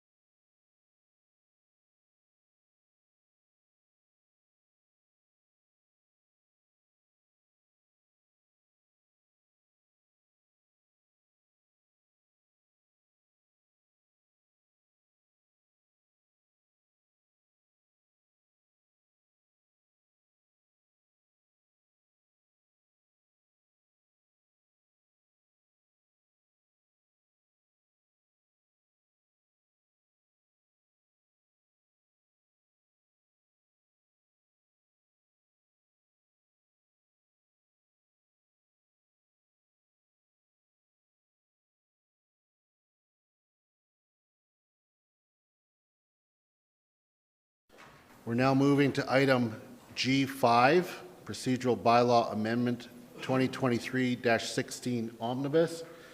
I'm actually going to just kick off with making a motion to postpone this particular item. As soon as it's up on the screen, I'll speak to it.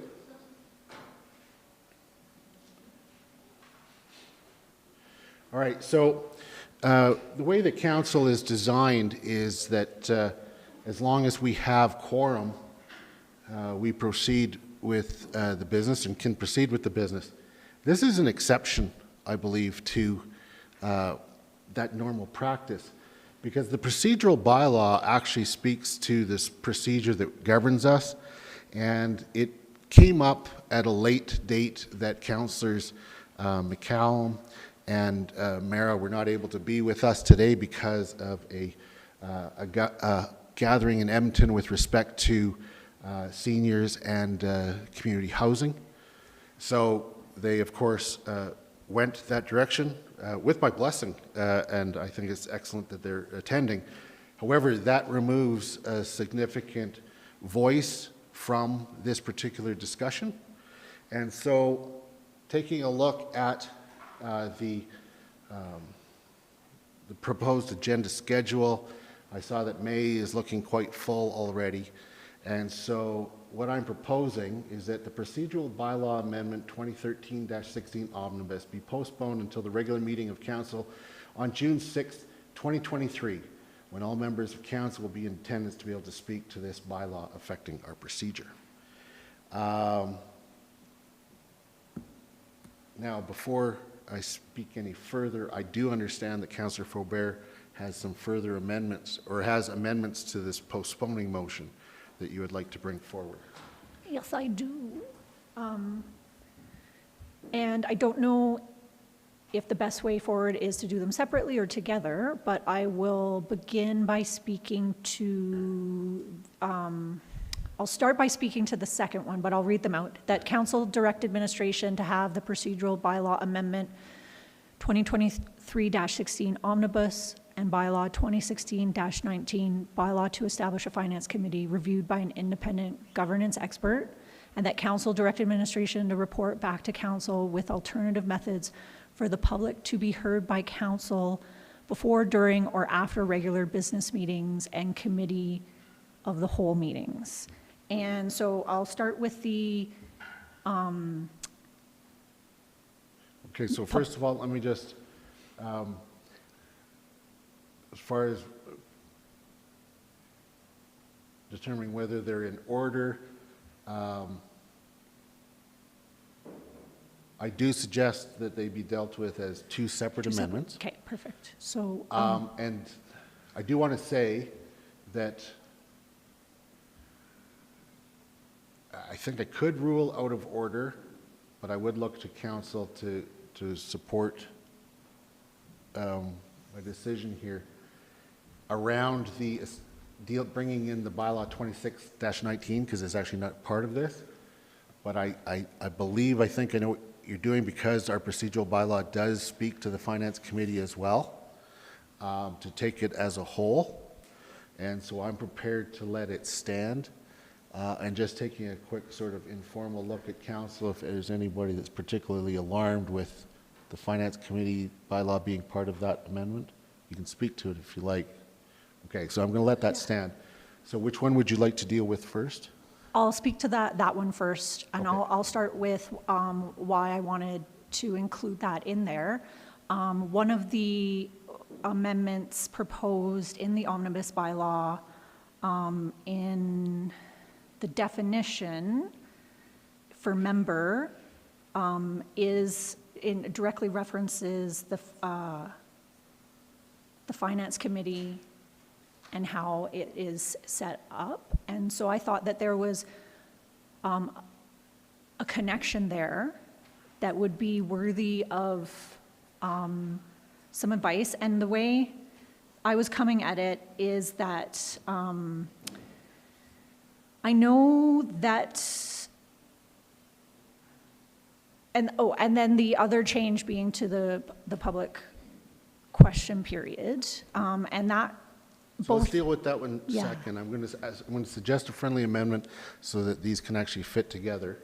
So I would ask the clerk to please scroll up a bit. So we have the one, the postponing motion on the table. And I'm wondering if we could then basically end that first one with semicolon. Well, it would be semicolon, and prior to it returning, direct administration. Okay, so you're fine with that. And I will just seek some clarification from the CAO. I had actually spoke briefly about this earlier. Do you believe that having someone take a look at it, and if this is approved, having someone take a look at it could still work with it returning for the June meeting? Yeah, so just for clarity, administration is happy to have someone look at it despite suggestions otherwise. We are very aware that there's a council sandbox and an admin sandbox. And this report was brought forward because when there are gray areas, we get together and talk about how we want to manage the gray. And so the recommendations in this report are from that discussion with council, and we are happy to have this review. We are not interested in taking over council's role. We're really interested in making sure we stay in our lane effectively. So we're happy to do this. And if we can't have it done for some reason by June, we would just bring at that time up another postponement and by then we would know what a better time frame was. So we could report back with an update at that time. Yeah, and by the suggestions you're referring to, you're talking about a recent, an article in the media. Two, to be clear. Two, to be clear. Okay. I just wanted to make sure that that's where the suggestions were, not elsewhere. Yes, that's the suggestion. All right, so it's looking like logistically the time can work, and you're fine with the friendly amendment there. So with regards to this one, before opening it up to other members of council, is there anything you'd like to say on this particular amendment? yeah, yes. Okay. So where this came from for me was reviewing the report that came out of the process to look into governance at the for the town of Chestermere, and so it's actually connected to the public question period changes, even though I have another motion on that, because I know Chestermere removed their public question period. And in the process of having someone who's an expert in governance kind of look at how that happened, there was a recommendation in that report that council provide its rationale for making those changes. And then there was also and determine if there are any reasonable alternatives. But then there was another recommendation, 9.A in that report, council procedures, that recommends council engage in independent review of its procedural bylaw. And that's when, from reading that report, I started to consider how I might benefit from this type of a process, because I really respect the fact that as a council, we have we have a lot of expertise in-house to advise us on all the operational matters of our community. But a governance expert would be someone out of house, and that would be a process that could help us make more informed and robust decisions around our procedural bylaw, which you acknowledged right off the fact is really critical to our governance structure and how we govern. And I know we had a workshop on this, and it was because I really was, like I had earlier today talked about, marinating in sort of thinking about what we're doing, and trying to think through the impacts and trying to think through best practices. And so I believe myself that it would help me make better decisions on the procedural bylaw and its connection to the finance committee structure, to have this kind of process undertaken and to receive that advice back before we have our colleagues join us in a future meeting when we would be making decisions on this omnibus bylaw.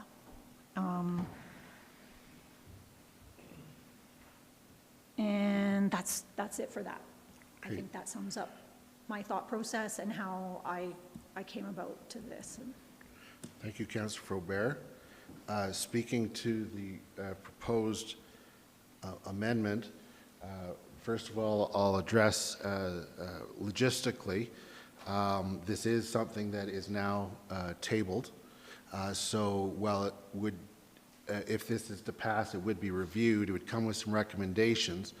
And the way I see that would go forward, if council was acceptable to those, was it would be either by way of amendment to what's there, or if it's substantial and council was wanting to relook at this, then it very well may lead to a defeat of the amendment bylaw and directing it come back at another time. So that's just for looking ahead to the future, because it's not like we can just incorporate those and bring it forward, because there is a process there. Because you referred to it, and you're, it's obviously you're bringing with regards to the public question period, I think it's important to know that you know, there is a process, and our procedural bylaw speaks to the process. And to suggest in, let's say, the newspaper article last week that there is a blending of who does what, well, a lot of our procedural bylaw sets it out very clearly how these things are done. For example, there's an agenda review process that is made up of 2/3 council members. That reviews things to make sure that they are ready for council. We also have workshop processes, and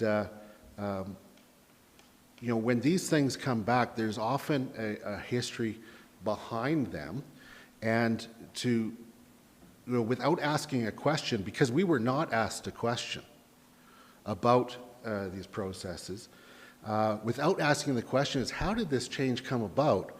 Well, there was a workshop, there was discussion, there's a long history of our public question period being abused and not working, and so you know, we decided that it's actually something that is not helpful anymore. I do appreciate getting to your Second Amendment. These are the things that I think it's important for our community to know, is that there are very clear sandboxes.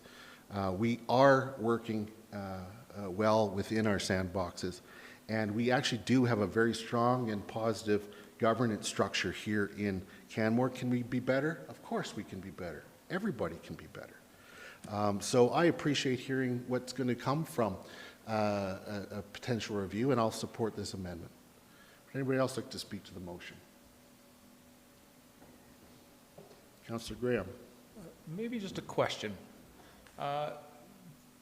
Being that we've are talking about postponing this because a couple of people are not here today, I'm assuming that if we didn't have a full contingency on the 6th, that we would postpone again.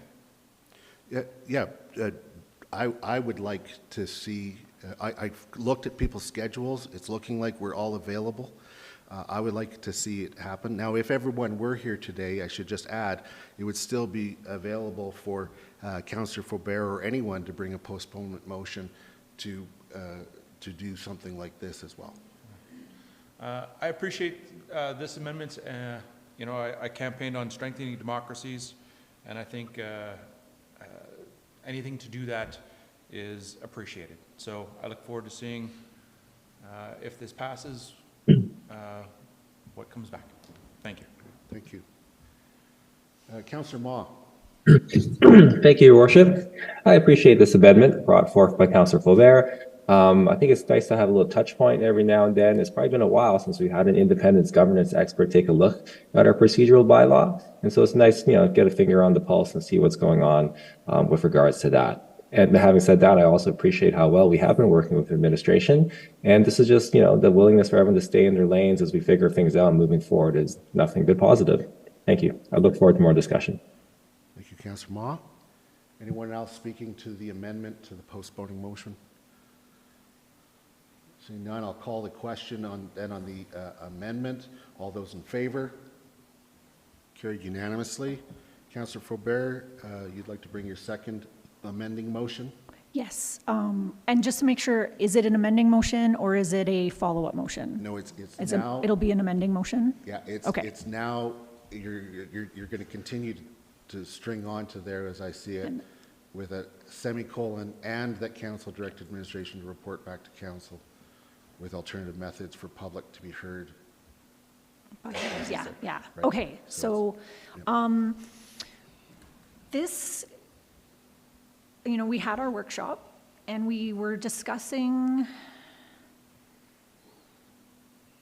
questions from the public and just the way that process was not working to meet our strategic priorities of meaningful two-way public engagement and communication that's civil, supportive, and productive. And over the years, I have seen the public question period change a number of times. And I agree that in its current format, it doesn't hit the mark. But I also think that if we're going to take it out, we should replace it with something that does hit the mark. And I wish I had have thought of that at the time of the workshop. Unfortunately, it took me taking time and really just reflecting on, what is the point of public question period? And I think it's for an opportunity for our public, our community, our constituents to be heard by us. And I think that's really important part of democracy and governance. And so I wanted to bring forward this motion in order to continue the work we've been doing around our procedural bylaw, and it couldn't even be something that doesn't happen at meetings, but they're to find another way to achieve that outcome at the same time as we, as if it's successful, we alter or remove the questions from the public as part of our procedural bylaw. When I was at Alberta Municipalities last week, I was asking around just to get a sense of, what other jurisdictions might do, and there's a wide range of things that are possible. Wetaskiwin has an open mic session before every meeting where people can come and just have their say. I know that I've seen some councils have like a stall at the farmer's market. Some councils have like a quarterly coffee with council. And so I wanted the motion to be broad enough to consider that it could be outside of our meeting format, but also it could be within our meeting format, but that the goal being an exploration of other ways that we can meet this our strategic priority of having being able to hear from our community and them hear from us as well.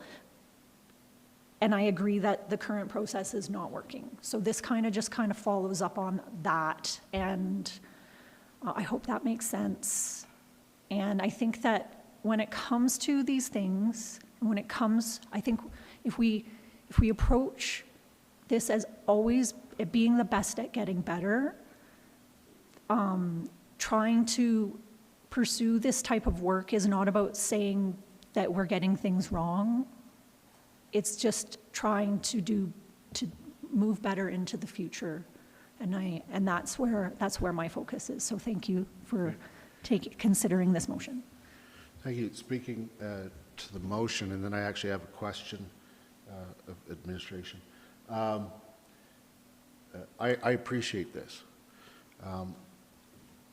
I believe that this would have been or will come out when we actually talk about the proposed amendments. What has been reported is ignorant of the facts that are involved and the many attempts that we've had to making question period work. Now, the things that you mentioned, we are in fact already doing too. I had 3 town halls last year. We all participated, well, who is available, participated in an open house and had the table available. And it's a continuing conversation about how we can engage. Also, given that over the course of time, question period, where that was the time that you could relate to council or connect with council, outside of writing a letter, has now been morphed into so many ways. We are in more contact with constituents on a daily basis than I think ever before in history. Email allows that. Social media allows that. My calendar, I'm booking into May because I'm taking so many meetings and having coffees with people, and I know we're all doing that. So this is not at all the only way that we can hear what people are thinking. And that's in addition to the formal public hearings, public engagement processes that go on with every bylaw. There is a lot of public engagement out there, and to think otherwise is simply wrong. But I like what you said, is being the best at getting better. And so how can we keep adding on to that? Because that is one of our strategic goals. And so I will support this motion, subject to, I just need to ask the CAO if is this clear enough in its description to make sure that we're getting to the mark, or is there any clarity that you need? It's pretty ambiguous. I mean, your comments were helpful, Councillor Faubert, but it's not clear to me if this is, we're sort of talking about 2 different things. If we're talking about a replacement for the question period, or if we're looking, really the way you were talking about it, this seems to me like you're looking for a report on engagement. And that's very different than a change to the procedural bylaw around how we handle public question period. So if what you want is the latter, it would be helpful. It would be helpful to specify if it's one or the other. Are we talking about some kind of replacement within the context of a council meeting for the question period? Or are we talking about a full review of council engaging with the community? Because they're 2 very different things, and to me it sounded like a blend of them. I think that we have to keep this in mind in the context of the procedural bylaw.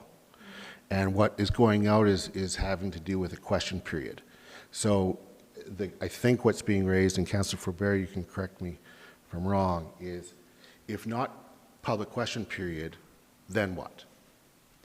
Yeah, not so much a report on wait for a fulsome public engagement strategy for council or process, but more a replacement of the public question period in the procedural bylaw with the caveat that the objective could be met by an alternative that doesn't happen during a meeting, right? So the way and so maybe I can put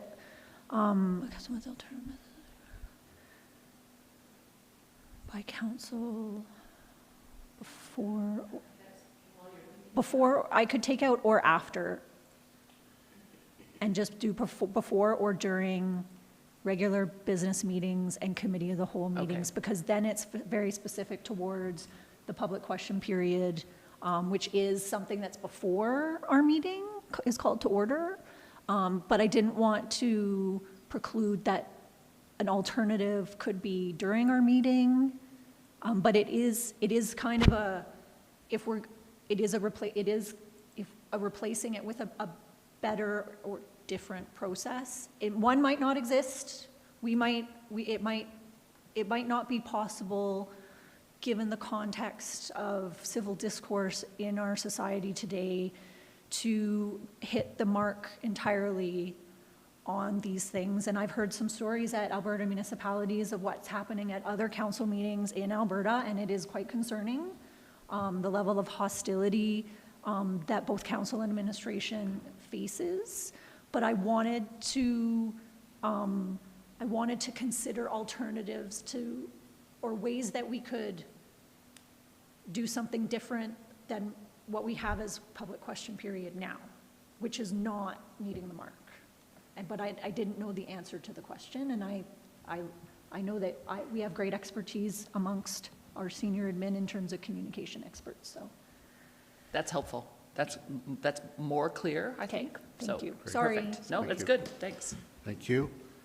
So, yeah, with that, then I'll prepare to support the motion. Councillor Ma? Thank you, Your Worship. First off, I want to say I definitely appreciate the spirit of where this is coming from Councillor Faubert. And I definitely agree with everyone talking about how our current public question period thing is dysfunctional and does not need to be carried forward. Part of me wonders that when I'm looking at this piece here, the council direct administration to report back to council with various methods for the public to be heard by council. Because we are the council, I wonder if it's helpful for us to work with administration at the same time. I almost see this like some sort of workshop session where we're all together trying to figure out ways, as opposed to a report coming back saying, well, here's a bunch of different ways. And we're like, well, we kind of had one way maybe in mind, or I don't know if I'm comfortable with that. So with that option being proposed, et cetera, because some of these other ideas that Councillor Faubert has brought forth, that I've heard from other communities says, hey, like whether it's like a table at the farmer's market or some sort of process, some of those I think could be actually like driven by council themselves coming up with those ideas and working with administration to see if they are feasible. So this has been the process that I'm trying to wrap my head around. And I was curious if Councillor Faubert and my colleagues had some thoughts about that, as well as administration. Yeah, this isn't an all-inclusive thing, and it does not prohibit many other ideas coming forward. I also hear things happening in other communities, and question periods in a lot of places are just a mess because of the way that some communicate today. And so there's some creative ideas out there, whether it be going out to where people are at farmers markets, but there's also, I heard of things such as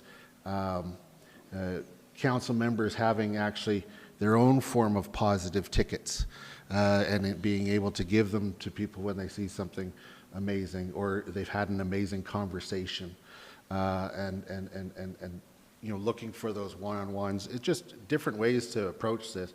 What I would suggest is if there is something that falls within the parameters of here that you know of, maybe slip a note or an email to the CAO so that she's aware of an idea that you have as they are assessing this. But outside of that, let's continue to talk about creative ways that we can enhance all the engagement that we do already have in place. And Councillor Faubert? Yeah, so, and that's like, I think what you're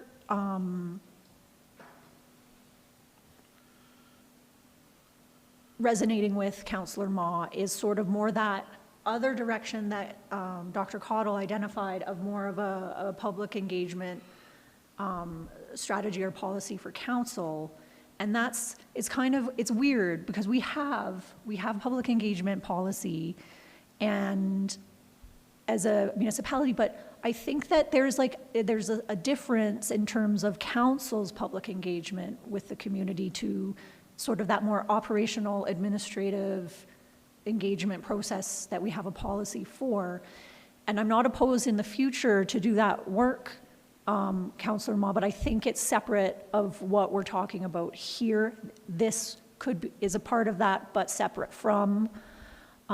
I also think that it's really important that we stick to the what and not the how sometimes, right, in terms of making the clarity of our roles. And so for me, the what here is if we're thinking of removing public question period, the what I'm looking for is an alternative for that to meet our strategic priority that's not being met in the current process. So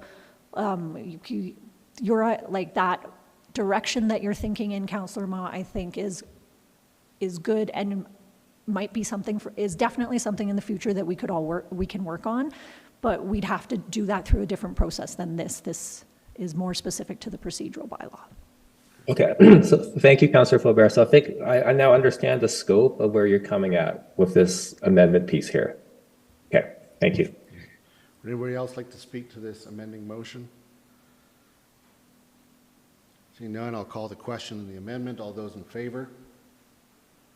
Carried unanimously. And then returning to the main motion,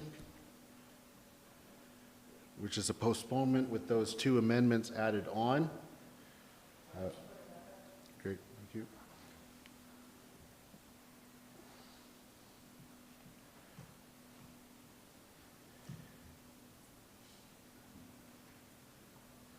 So the motion on the table that the procedural bylaw amendment 2013-16 omnibus be postponed until the regular meeting of council on June 6, 2023, when all members of council will be in attendance to be able to speak to the bylaw affecting our procedure.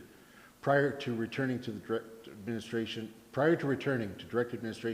to have the procedural bylaw amendment 2023-16 omnibus and bylaw 2016-19, bylaw to establish a finance committee, reviewed by an independent governance expert, and that council direct administration report back to council with alternative methods for the public to be heard by council before or during regular business meetings and committee of the whole meetings. So that is the postponing motion now on the table. Would anybody like to speak any further to that motion? So now I'll call the question. All those in favor?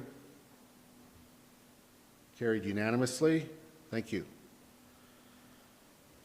We'll now move on to new business.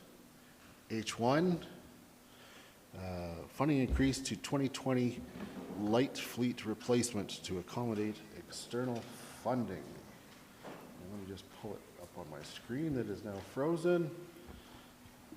And Mr. Heel, thanks for your patience.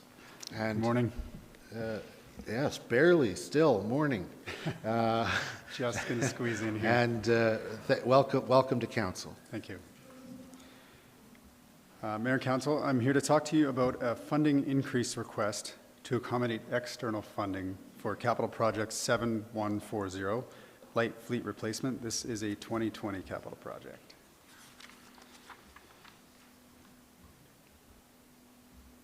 So the recommendation is that Council approve an increase to the budget for the 2020 light fleet replacement capital project from $123,000 to $155,500, with the $32,500 increase to be funded by the Municipal Climate Action Center's Electric Vehicles for Municipalities program, or MCCAC. Quick project summary. The project is to replace 3 light fleet vehicles. We've made the decision to purchase 2 electric vehicles and chargers and 1 ICE or internal combustion engine vehicle. The upfront costs of the EVs and the chargers exceed the original budget, which was originally set to replace the 3 ICE vehicles. Grants from MCCAC will cover the additional costs for the EVs and chargers. However, an increase to the budget to cover the total upfront costs is required. So in summary, we have $155,500 in project costs. We have an approved budget of $123,000, and we need $32,500 to purchase everything and then apply for the funding that we will get back.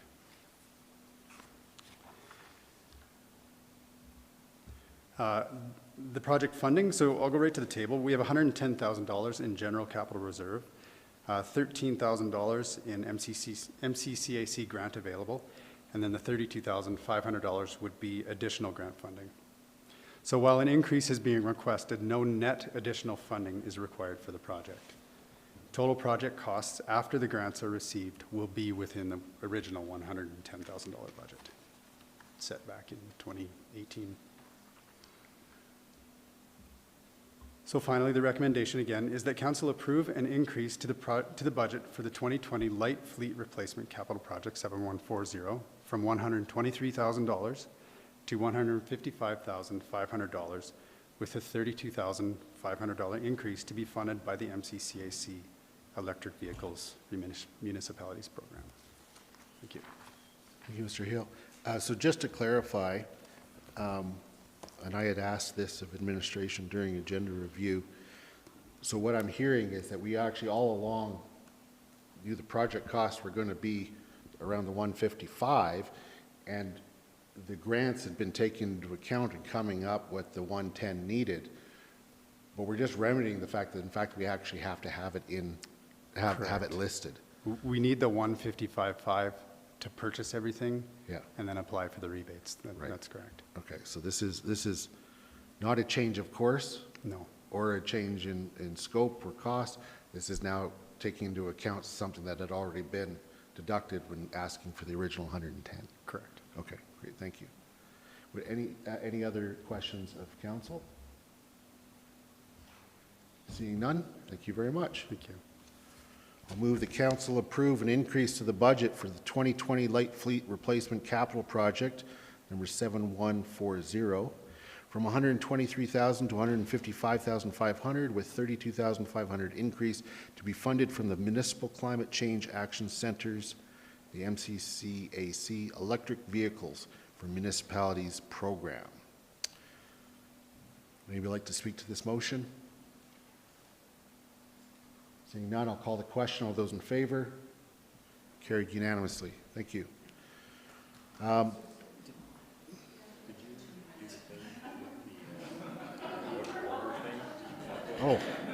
Oh yeah. Before we move on to the next item, there's a couple of things I just want to speak to. First of all, with regards to the next two items, I'm not seeing that we need to actually have any report because they're coming through, but I do want to speak to our previous dealing around the commercial food waste diversion motions. I recognize that we had an amendment that when we split it up, one of them actually wasn't an amendment, but we dealt with it at that point. That particular motion around the revenues for a WildSmart program is actually a motion arising and should be listed below the dealing with the bylaw itself, okay? Because that's an independent direction. So with that clarification, now moving to H2, appointment of clerks to the Subdivision Development Appeal Board. I trust that everyone has read the report. I'm wondering if, before making a motion, if there are any questions of council with respect to this item. Seeing none, I'll then move that council appoint Cheryl Hyde, Alyssa Reichersberg, and Sarah Jones as clerks to the Subdivision Development Appeal Board for terms to end upon expiry of training certification. Would anybody like to speak to this motion? I see it as very administrative in nature, as we obviously need clerks, and whereas this had previously been dealt with in the planning department, it does make sense that it's now the clerk's office. Seeing none, I'll call the question. All those in favor? Carried unanimously. Similarly, with the Canmore Library Board appointment, are there any questions with respect to the report provided? Once again, this is filling a position that was unfortunately left vacant by the passing of one of the board members. And so I will move that council appoint Doreen Saunderson to the Canmore Library Board for a term ending at the October 2025 annual organizational meeting. Would anybody like to speak to that motion? Seeing none, I call the question. All those in favor? Carried unanimously. Okay, moving on to I1, a report from administration on the 2023 Safe Park Program overview.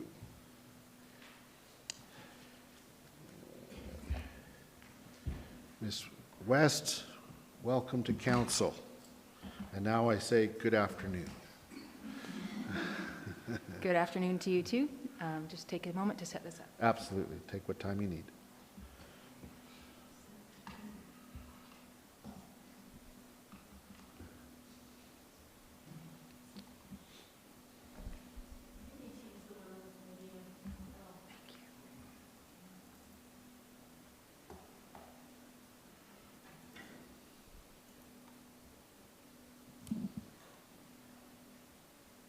Okay. Good afternoon, Mayor and members of council. Thanks for your time today. I'm the community evaluator in the Community Social Development Department, and today I'll present you with an update on the 2023 Safe Park program. I'll provide an overview of the program's scope and outcomes, the changes planned for this year, and I'll leave time at the end for questions. Thank you. The Safe Park program is a permitted overnight space to park and sleep for individuals who are living the van life. During summer months, when Canmore's demand for seasonal workforce is increased and available short-term accommodation is limited. The program is designed and based on community research completed in 2019, and the Safe Park program was piloted in 2021 and 2022. In both years, the program was reviewed. The 2021 program had low participation, which might have been due to the pandemic, so the program was piloted again in 2022, and the participation then was moderate, with 11 vehicles and 13 individuals accessing the program. I will review the learnings from the pilots as well as our planned 2023 program adjustments. As part of our pilot evaluation, we reviewed the program outcomes to ensure that they met with Council's program direction. The three main outcomes for the program are: 1, that it meets a community need; 2, that participants feel part of the community, safe and able to maintain their employment; and 3, that the number of overnight parking violations for participants are low. In addition, we reviewed the scope of the program to ensure that the current scope meets Council's direction. The scope of the program is to provide the seasonal workforce who live in their vehicles with a safe place to park and to sleep. This does not include individuals who are without employment and those who are coming to the Bow Valley to visit rather than to work. These individuals remain out of the scope of this program. The reality is that van life is happening, and it happens in other communities too. We are simply ensuring that those who are working and part of the community are able to remain in the community. Enforcement is needed to ensure that individuals who come to the Bow Valley as visitors use approved visitor accommodations and not our municipal lots. In summary, this is not a housing program, but it is a way for seasonal workers who are living in their vehicles to do so more safely and to maintain their employment in the Bow Valley and be part of our community. During the 2022 pilot program, 3 key learnings were identified, including a need, first of all, to reduce participation barriers. The reality of the situation is that we noticed that $10 a night was a barrier to some. Some folks living in their vehicles and working in the Bow Valley declined to participate in the program and instead parked in other locations in an attempt to avoid payment. During the 2022 program, there were complaints regarding the cost at $10 a night, and there were challenges for participants to find some time during business hours to renew their enrollment every 2 weeks. The second learning from the pilot of 2022 was to simplify enforcement. Last year, significant time and effort was spent communicating with security and with municipal enforcement regarding who was parked in which location and who had paid and who hadn't paid. And the third learning was to reduce administration costs. The 2023 program was amended based on these learnings, and now I'll show you the changes that we have planned for this year and how they relate to these key learnings. This chart shows the changes we've made in 23 and how they address the key learnings from 2022. First of all, security monitoring, reducing from 4 lots last year to 2 lots this year. This will reduce the number of physical locations where enforcement is needed, and this will also reduce the costs of security service overnight and septic services. The Safe Park location, reducing from designated stalls to designated Safe Park lots, will also reduce enforcement's need to understand which vehicles are in and which ones are out in a given week. There was some confusion last year with people who were not program participants parking in between the signs, some participants parking outside the signs, which led to some confusion. We'll continue to work with other town departments, including streets and roads and municipal enforcement, to ensure that signage is clear as we incorporate the learnings from this pilot. When it comes to fee structure, there was significant time spent last year collecting payment, as well as determining who had paid and who hadn't. When it was a nightly fee, and some folks stayed for certain nights of the week, but not every night of the week, and made partial payments, it became logistically challenging to track and monitor, difficult for community social development, for municipal enforcement, and also for security. A one-time fee will also make payment easier for participants. Having a deposit that's returned at the end of the program will help track who leaves the program and ensure compliance to the responsibility agreement. And eligibility criteria. Having a one-time enrollment process will make the program more accessible to participants, as flexibility was desired by those who reported to us last year. Some of them were working contract jobs, their days of work varied, and on some occasions folks would want to renew, but if they didn't make it to the office before 4:30 on a Friday, they couldn't do so until Monday. With a one-time enrollment and a one-time payment, participants can stay any night of the week, any number of nights throughout the summer. For the 2023 season, this is what the program will look like. The program will be advertised in May with a plan to launch on June 1st, if not sooner, based on program demand. As of today, there have already been 8 individuals who've inquired about this year's program, if it's running again, and how they can register for it. The program will continue to be overnight only from 8 p.m. to 8 a.m. The eligibility criteria will remain the same as last year, with employment in the Bow Valley being a requirement of at least 20 hours per week. The responsibility agreement from last year will continue this year, and as I mentioned in the last slide, a one-time payment and a deposit returned at the end of the season. And with a change from the designated stalls to areas for safe park spots, those areas will still equate to about 40 stalls. How does this program compare to other communities? Challenges associated with individuals camping in their vehicles in municipal areas is not going away. We've been staying in contact with other communities who share this observation. Communities of Tofino and Ucluelet seem to have similarities to our community, with a mix of visitors, seasonal workers, and those with higher needs, and they have opted to use a temporary use permits. For some, this was a pre-existing permit, that application process, and they just adapted it for seasonal workers in order for them to camp in town on private property. The approach that Squamish took was to increase education about campgrounds. There are 9 campgrounds within town or nearby Squamish, and they created a separate website showing live updates of availability in those camp spots, as well as education around the location of washrooms, bylaws, and no trace camping. They've also increased their enforcement of the bylaw that does not allow camping or sleeping overnight in any unpermitted public space. Squamish has reached out to us as they continue to research ways to manage the number of folks sleeping in their vehicles in town. And we've also been asked to share our experiences with the town of Duncan as they are considering the options available to them. Regardless of which direction or method is chosen, what is consistent among each community I connect with is that there are significant resources needed for each approach. Community social development will return in the fall with a program evaluation for the Safe Park program.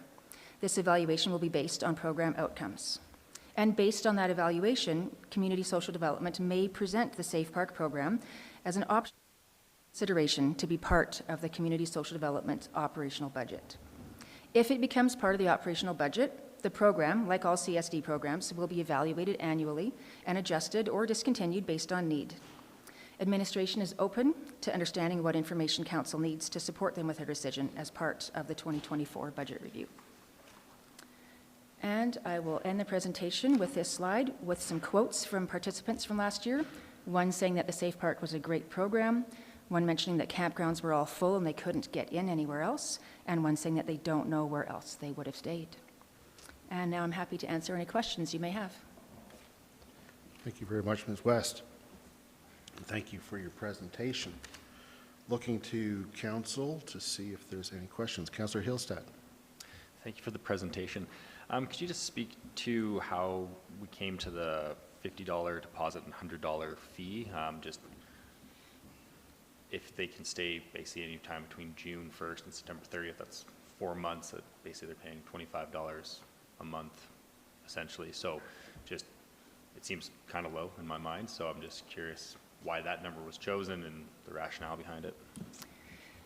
Some discussion happened last year when we reduced the cost from $10 a night down to $5 a night, and we did notice that even at that reduced cost, there were still people noticed by municipal enforcement, by security, and by ourselves who were choosing not to participate in the program specifically due to cost. So we wanted to make it as low barrier as possible for people to join.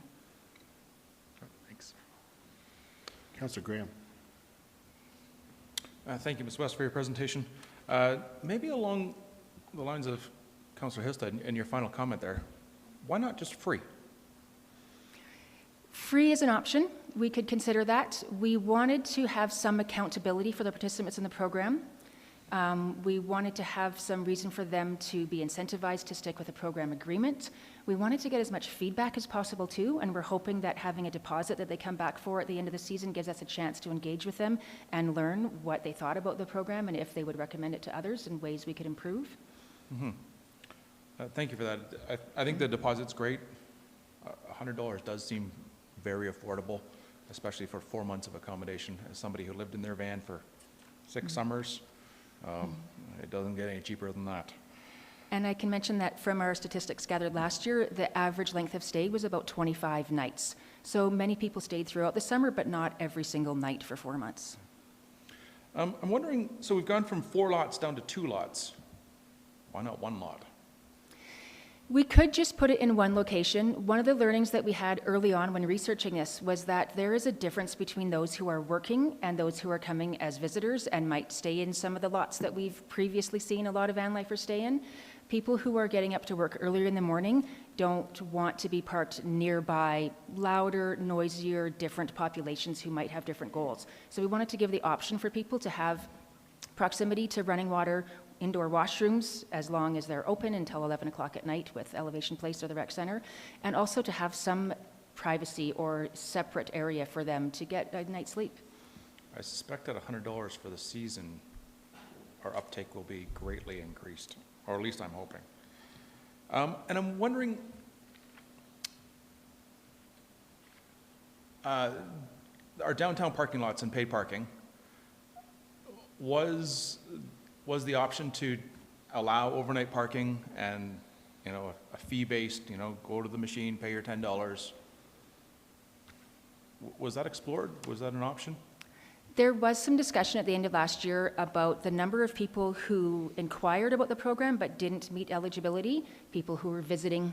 Municipal enforcement mentioned that there were many people who were just stopping for one night along their travel through to somewhere else, but those people remain out of scope of this program. We're focusing on the seasonal workers coming to town.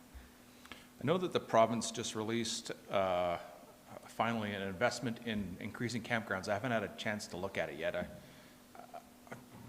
Does anybody know if there's money coming our way for additional campground spots in the valley?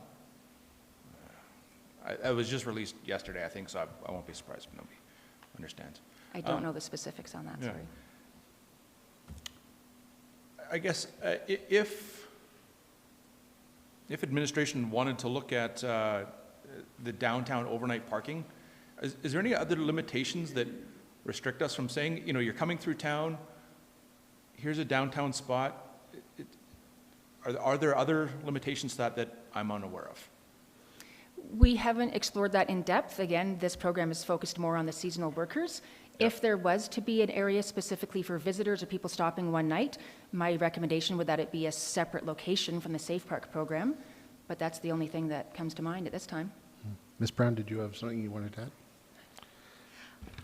One of the things that Ms. West really spoke to is that this program was for the seasonally employed, and it was really about the community services for people who are in our community to make sure they can stay a part of our community. When we get to paying for parking, that goes into Ms. Miller's territory, so we've really tried to keep that out of scope for this project. Okay, I appreciate all those. Thank you very much. Councillor Faubert. Thank you, Mayor Crosert, and thank you, Ms. West, for your presentation. And all of these program improvements, I am really grateful and inspired because I think the changes and the goals are really in line with, you know, the direction council was headed in. My question is, when we, on the other side of the summer season, how are we going to measure success of this summer's program? What are those things that you're looking for in terms of results? I think that was the question of us. What would you like to, because I think I heard that, yeah. Looking for our feedback. So is there anything particular that you would like to see? Oh, I did not mean to do that. I am so sorry. Well, I really think that the projected budget compared to the actual budget last year is a success already. Increased participation because we know they're there, but they're not all in the program. So I'd like to see a greater uptake in terms of the people who are living in vehicles and working in our community, recognizing that this program provides them with increased safety in the community. I think the ultimate success is having people housed, but that's not what this program is for. That's other programs that we're working on, but this is one of those, it's like the food bank, right? I know a lot of people in the food security sector don't think the food bank is like the solution, but it's the stopgap. And we need it now more than ever, and some of the numbers out there on food bank usage are historically high right now in Canada. So for me, not just seeing an uptake, but maybe even understanding how many of the people out there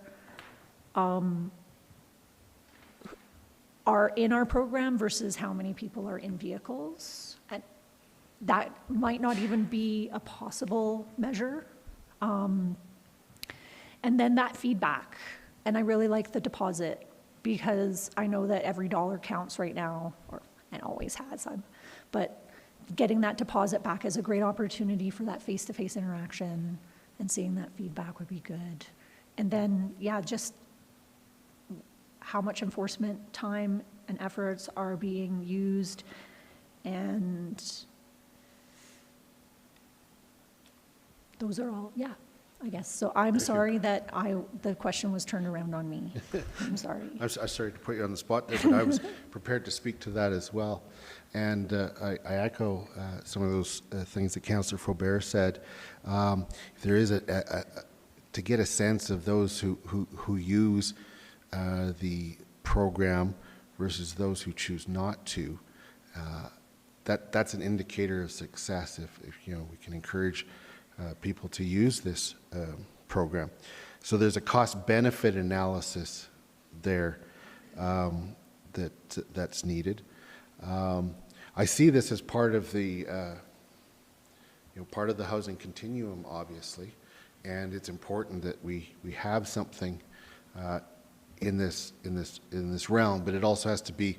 I recall when we were looking at the budget last time, it was like, given the number of people involved, we could have actually put them all up in hotels for the cost of the program. Some hotel, not others. So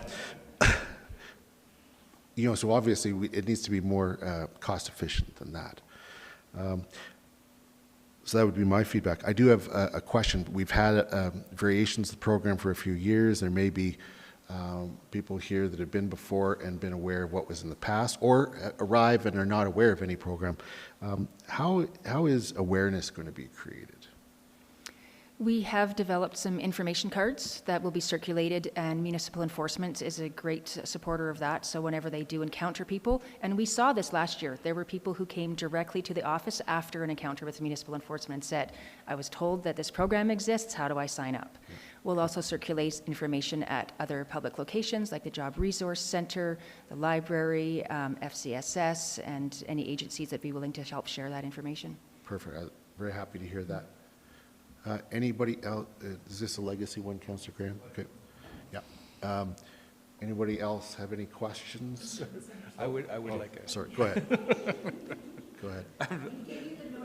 Yes, it's been a long, well, it's not been a long day, but many van lifers are 12 months a year. Why have we decided to go just the summer months, June to end of September? The reason we've decided on the times we have is based on the study done in 2019, which showed that there was a decrease in the winter and a significant increase again this summer. That correlates with high season for campgrounds, usually starting around May long weekend and going through the summer. There are some people at the end of last year who inquired what their options were, but most folks had completed their work and left for the season. So what are the options for those who want to go more year-round? There was one campground in town that said that they had 9 spaces for winter camping. Those were more specific to RVs than cars, though. Unfortunately, the provincial campgrounds are restricted to usually 2 weeks at a time and close after winter. Yep. So finding a hostel or a hotel or shared accommodations were their options if they stayed in town. Yeah. I think that that's an opportunity for us. There are definitely more people toughing it out in the wintertime, and that's not for me, for sure. But some people don't mind, and maybe version 3 when we get there, or version 4, or whatever we're on now. Yeah, thank you. Any other questions? Well, thank you very much, Ms. West. Of course, this was for information purposes because we've already approved a program and requested a redesign and to be reported back about that. And you've now done that, so thank you. And we wish the program all the success. So. Thank you very much. All right, at this time then, I'm going to move that council take the meeting in camera to prevent disclosure of information subject to legal privilege in accordance with section 27 sub 1 sub A of the Freedom of Information and Protection of Privacy Act. Call the question. All those in favor? Carried unanimously. Thank you.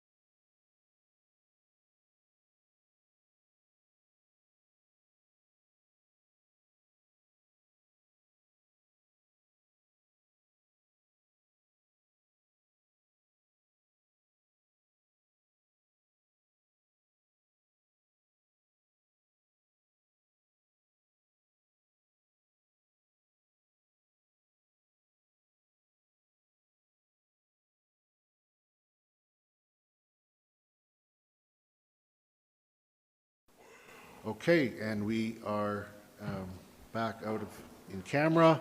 The only thing left on the agenda now is to adjourn. I move that we adjourn. All those in favor? Carried unanimously.